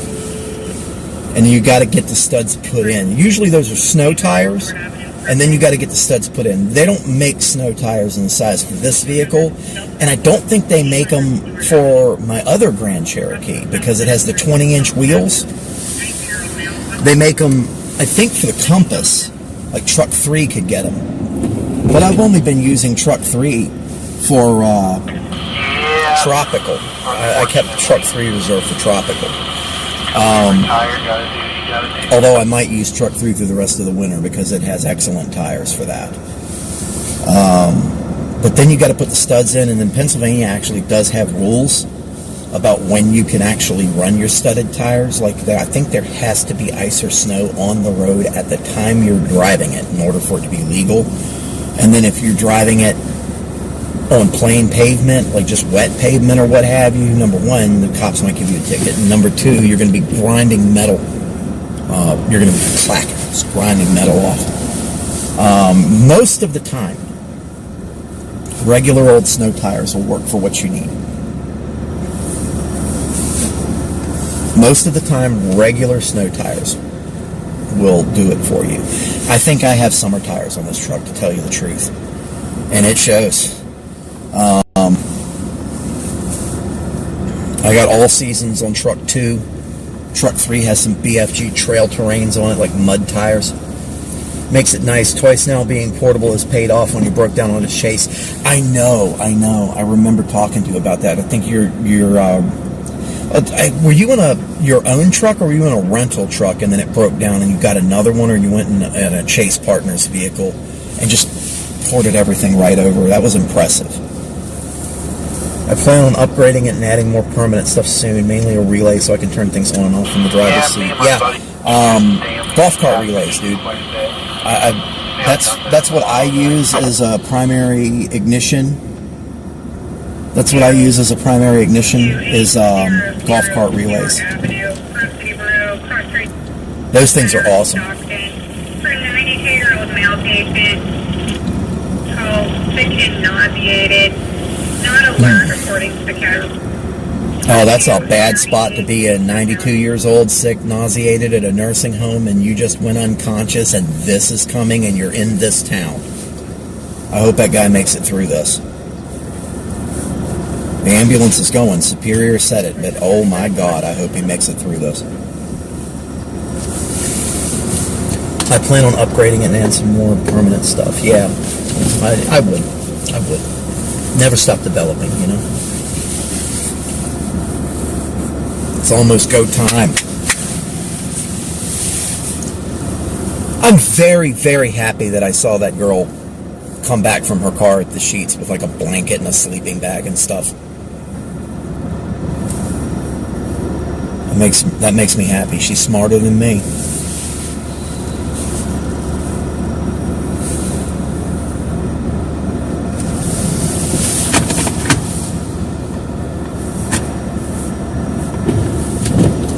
They're coming over. I think he's going to plow right in front of me.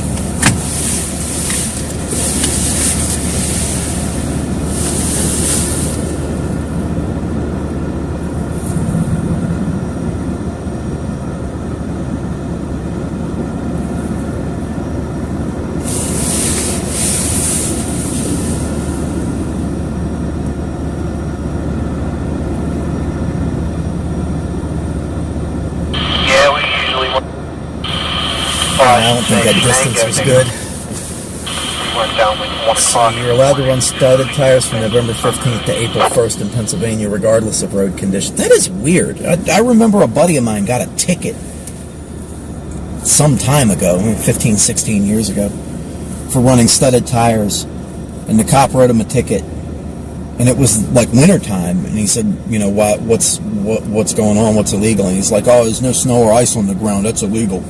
I don't know if it was a Pittsburgh city cop too, so I don't know if that was like accurate or if it got thrown out or what.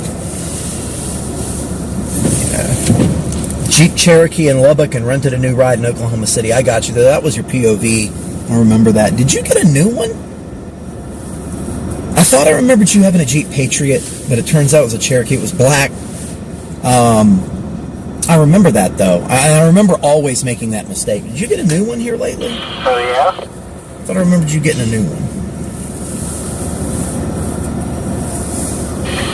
There you go. It's almost to us, man. I'm actually, you know, the tornado stuff, the severe intercepts, the hurricanes, man. Hurricanes are electric. I love hurricanes. Electric.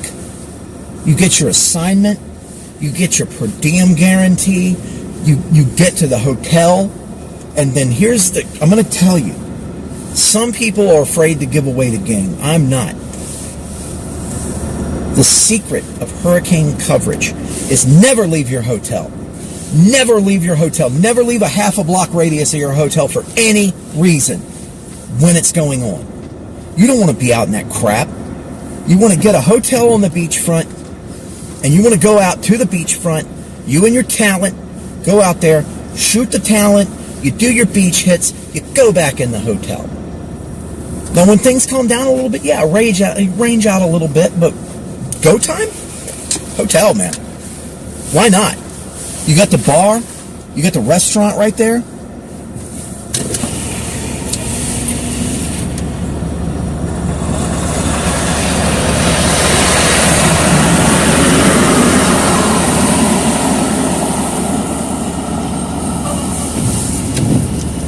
Man, I think I'm going to get some good snowplow shots.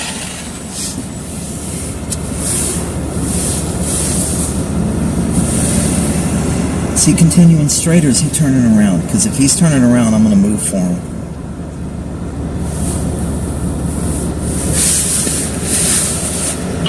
No, he's going down into like the gas station area. She's on key because we're talking about naked. Here in Beaver County, waiting for this line to arrive. Current's IT guy. Here in Beaver County, waiting for this line to arrive to sweep the porch and the sidewalk. You're getting ready to get buried again. I'm using my dad's Yukon now that he can't drive anymore. Much easier to work on the engine, I don't doubt that. Leaves the Yukon as the adventure mobile and the Jeep is my around the town ride. Odessa's going to be RB, that's cool. Lots of heavy light snow blowing and looks kind of foggy in Franklin and Oil City right now. Thank you, K. Sarah. Okay. Also, the Nokian Haka Pelita 10 tires come with pre-studded and probably have your size. Pricey, but the best snow tires in the world. Yeah. I can't do pricey. Not right now, dude. Not right now. I know that tires, you truly get what you pay for, but I can't do any of them right now. I'm a little bit on the short shrift at the moment. That's okay. It'll backfill, but that's all right. Let's see. Happy New Year, Roberto Juarez. How are you, bud? Welcome to the channel. Welcome to the channel. Everybody's commenting on YouTube, I will say. Glad I'm not at work at the ambulance service tonight, I'll tell you that. Because it'll be balls miserable. I mean balls miserable. And right when this thing gets to Allegheny County, right when it gets there, without fail, the tones will drop and there'll be a 911 call, or one of the facilities will call and they need a net trip. Every time. And when the weather is absolutely at the peak of its worst, every time, you're going to get a call. And you can go get in the diesel bucket with the rear-wheel drive tandem axle and go take it.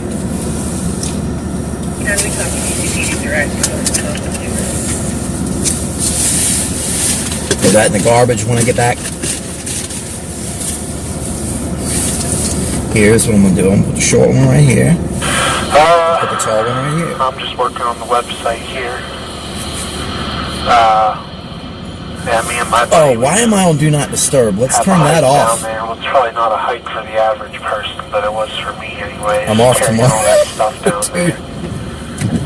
And, of course, after the sun comes up, walking back up the hill.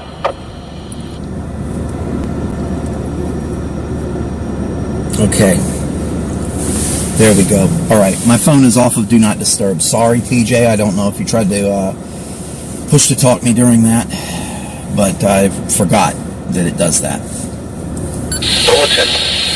Snow squall warning. Snow squall warning remains in effect until 11:15 p.m. for southern Mercer, southern Venango, northern Butler, west central Clarion, and northern Lawrence counties. We'll see if that warning will travel south. Because I noticed it's not snow squall warned in Ohio, over in the Cleveland district. There's an MD out for it. User, thanks for letting us ride along. Okay. Hey, thanks for riding along. Thanks for riding along. You guys have been doing great out here.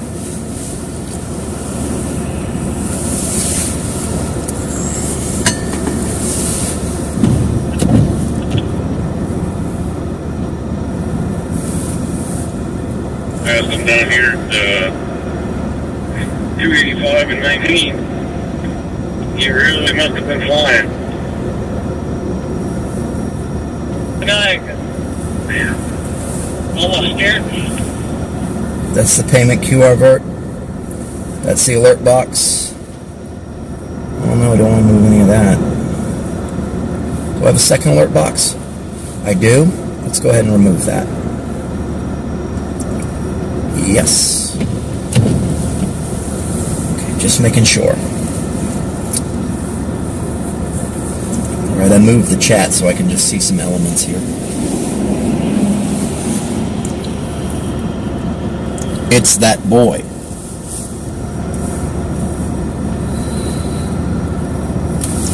Tell you what, let me go to the Permani Brothers parking lot. Because I don't want to sit in the middle of the road blocking up everybody's way, you know what I mean? The snowplow's going to come back through for a third pass.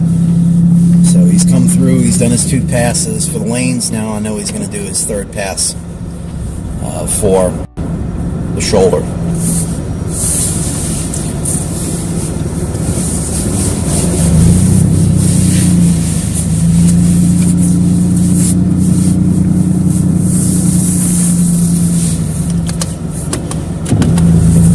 The sprites now that I am in a parking lot and pulling into a spot.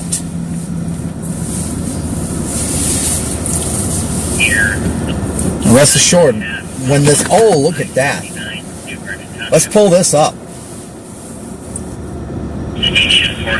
Butterbeer Black, that was a breeze. You're the 129.5-mile marker of I-79. Bound Vernon Township. Look at that, guys. What looked like a sedan over the embankment into the woods. The lights are still. And people are losing it left and right down here. Look at that intensity pickup. I mean, whenever you see yellow in that amount on reflectivity, whenever you see yellow in that amount on reflectivity, and check this out too, when you see, oh wait, never mind, I forgot, you can see it already. When you see gray, like that weird gray pop up in the middle of a bunch of white on precip depiction, you're dealing with some heavy, heavy snow. Heavy snow. Yeah, we're gonna, man, let me try this one instead. We're gonna keep an eye on this thing until it comes in. And then we're going to go and get out in it. We're going to get on 79. I hope PennDOT's been knocking it out. I've seen them go up and down through here a lot here over the past hour. because we're going to need it. We're going to need it. Here, let me pull up my OBS. Well, I'm headed down to Travis. If you're listening, I'll catch you later. KC3ZCH. Wow. It's dark, boy. Yeah, it is. It's that boy. Oh, shit. What up? Did you see Cranberry Township on Route 228? No, I haven't. What's going on out there? Hasn't been a lot going on down there as far as the weather's concerned. At least not yet, before this thing comes in. Will we be shooting off fireworks at midnight? Zambelli Amateur Night? No. I think PSP would frown on me launching explosives out of a moving vehicle. So, I mean, not that I wouldn't. It sounds like fun. I mean, we saw Glenn Powell do it in Twisters last year, so.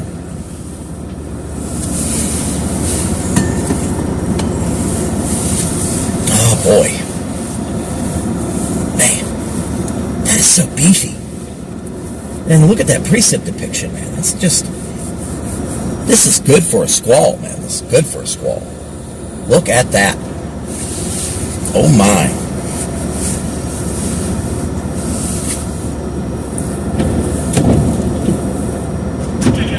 It's going to be bonkers, man. It's going to be bonkers. And I'm sitting here until the front edge of this gets here. If we can get a good wallop by the front wall of this thing, I'm going to get some footage right here at this intersection. I guarantee you there's going to be people driving through. I'm going to get some footage of that gas station and this restaurant because, you know, I'm still actually out here doing my job. And then after I get that footage, then we're gonna hop on the interstate.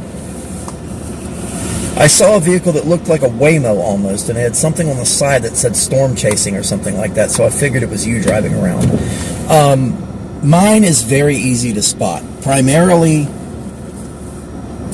I'm usually in truck 1. Now, if I'm truck 2, you probably won't know it's me unless I have my lights on. But if it's truck 1, it's going to say Media Services really big on the tailgate. It's going to have a logo and Media Services on the side. Weather Nation and Livestorm's media logos and sponsor decals and all types of stuff. And it's very obviously a 20-year-old Grand Cherokee that's been painted with tractor paint and a hose gun black. That's me. 228 in Cranberry Township, something or another storm chasing. Was it Team Zero? Was it Team Zero storm chasing? Because was it a black Ford Explorer that looked like a police car with Team Zero? Watch video 1466. Why are you just sitting there? Go out and drive. This is boring. Well, why don't you go watch something else instead of distracting from the stream? Everybody else is having a good time. No, here I'll tell you what you're doing. Look at that radar right there. You see what I'm seeing? Take a look just to my north. Okay, that's going to be that yellow and that dark green. That is a warned snow squall. Winds up to 35, 40 miles per hour, whiteout conditions, and that is moving due south. So that's why we're sitting here. We're waiting on that to get here. Once that gets here, I'm going to shoot some of this stuff, and then we're getting on the interstate and going south with it. It was a black SUV, and it had like a radar on top of it. That was Jaden Pappenheim. I know that he's in the area. I think we're just about getting into it. That was Jaden Pappenheim. I know that he's in the area.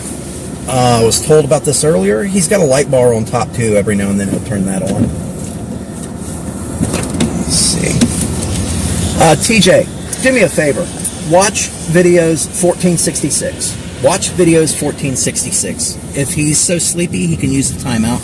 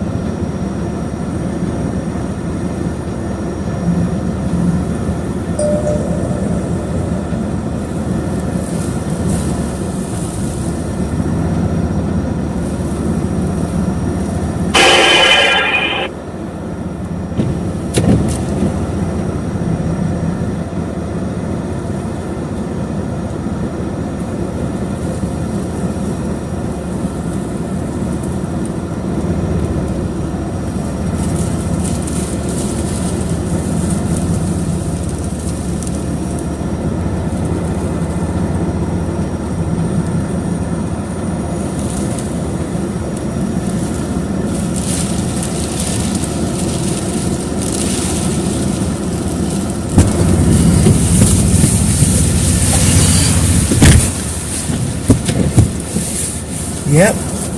He has been on Ryan Hall's streams. Jaden's usually on Ryan Hall's streams. There's a bunch of us from out this way. Jaden's from Michigan.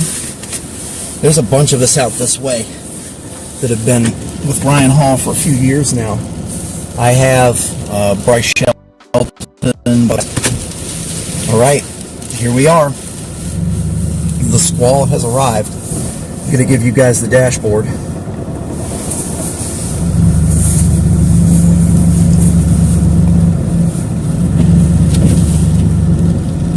Got some shots. I can pull the rest of the shots from video recordings off the dash cam. We'll go ahead and turn this overhead light off. We'll get moving with it. It's moving kind of slow, actually. So we could probably get in it.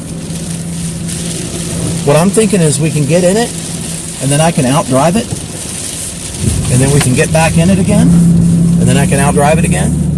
We'll get some shots from various places. Next stop to the south is going to be a rest area, and then it's going to be Slippery Rock, Pennsylvania. Here we go.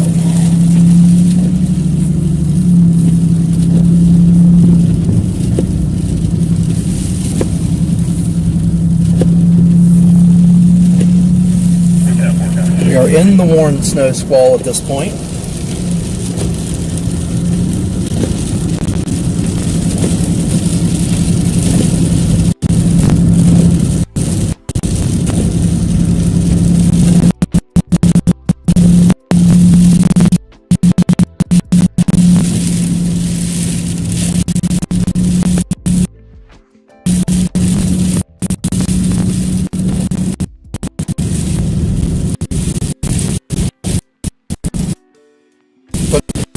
All right.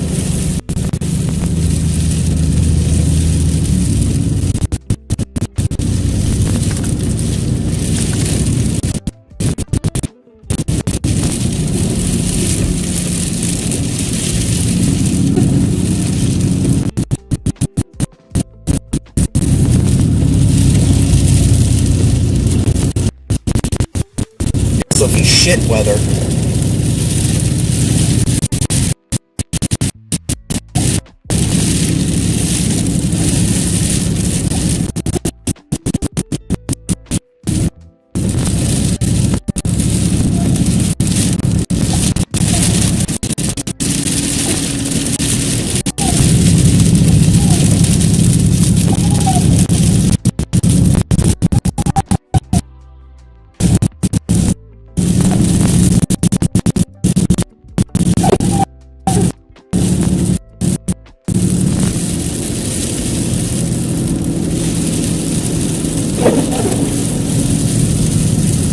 Kind of wish I still had my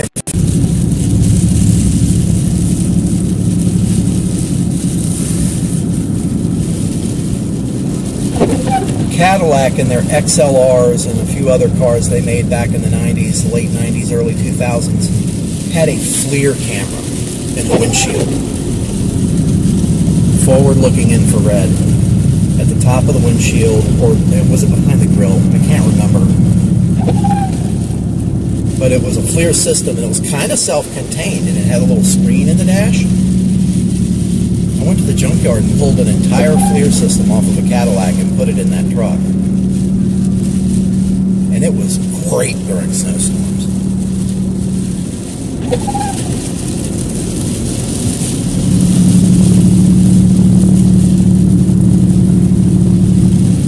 Draw like night vision.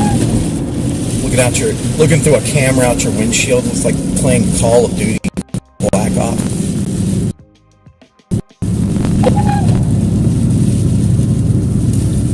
We're gonna sprite light it up because I don't want normies creeping up on me from behind. Okay, we're just crossing the line into Lawrence County, Pennsylvania.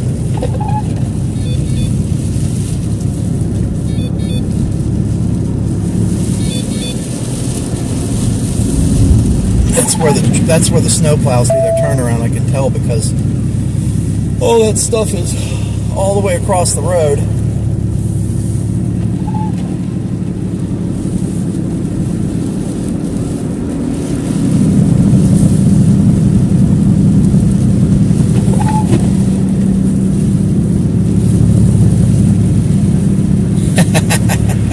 Yeah, it's like driving through space. You know what I mean?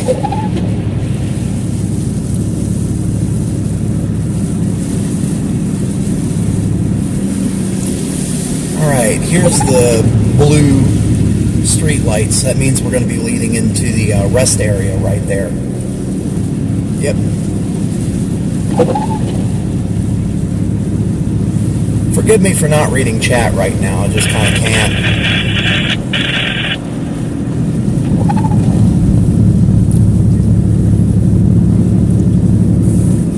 We are kind of outrunning the snow squall right now, sort of. We're staying out near the front edge of it. I think once we get to the Slippery Rock exit, we can get another little taste of it. Get some more blowing snow. Whoa.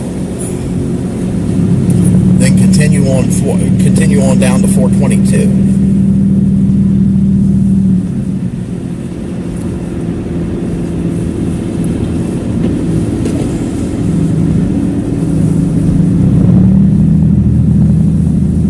She is really blowing tonight. At least PennDOT got some of this stuff cleaned off before this thing got here.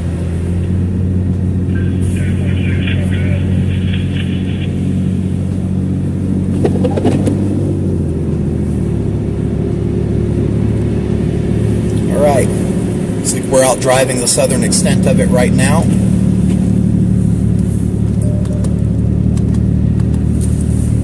Not so bad anymore.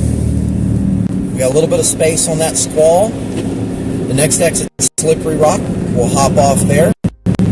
Let it catch up.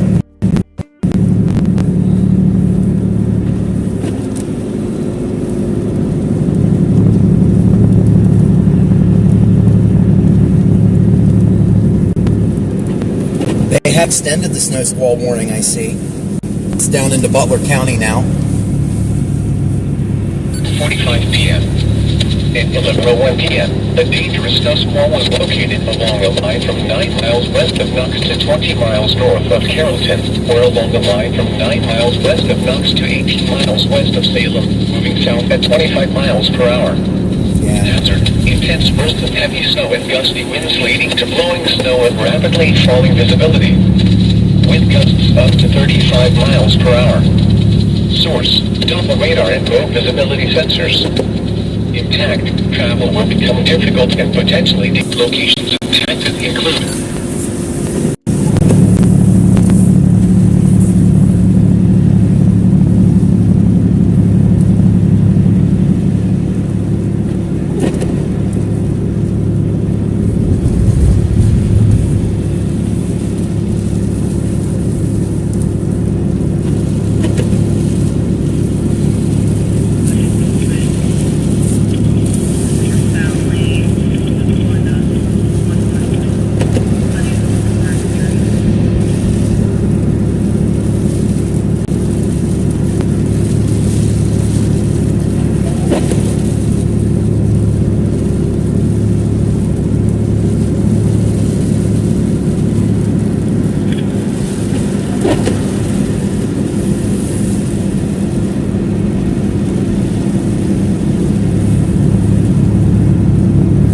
where we started the night, over there, that rest area on the other side, on the northbound side. 2 miles to Slippery Rock. And man, this thing's got a little bit of an orange core going right there on that reflectivity. Oh yeah.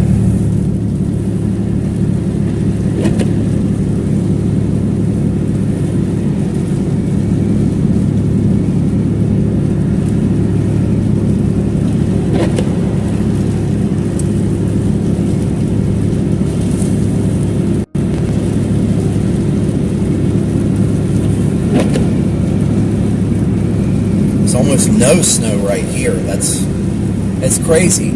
So you saw how quickly that visibility changed. It's got a forward speed of 25 miles an hour. We outran it at 40 or less. So it does have that southern motion, and it's going to continue coming. This is going to sweep all the way through the Pittsburgh CWA overnight, stretching currently now from about Clintonville down into south of Boardman, Ohio. And that part is warning. Looks like Pittsburgh's pulling the trigger on the snow squall warnings a little quicker than Cleveland is. And Cleveland was just waiting for it to get out of their area. And the roads aren't even that bad right here. All right, Slippery Rock coming up ahead in 1 mile on the right. We're going to be taking that. There's a Love's there. We'll hang out and wait for that thing to get to us again.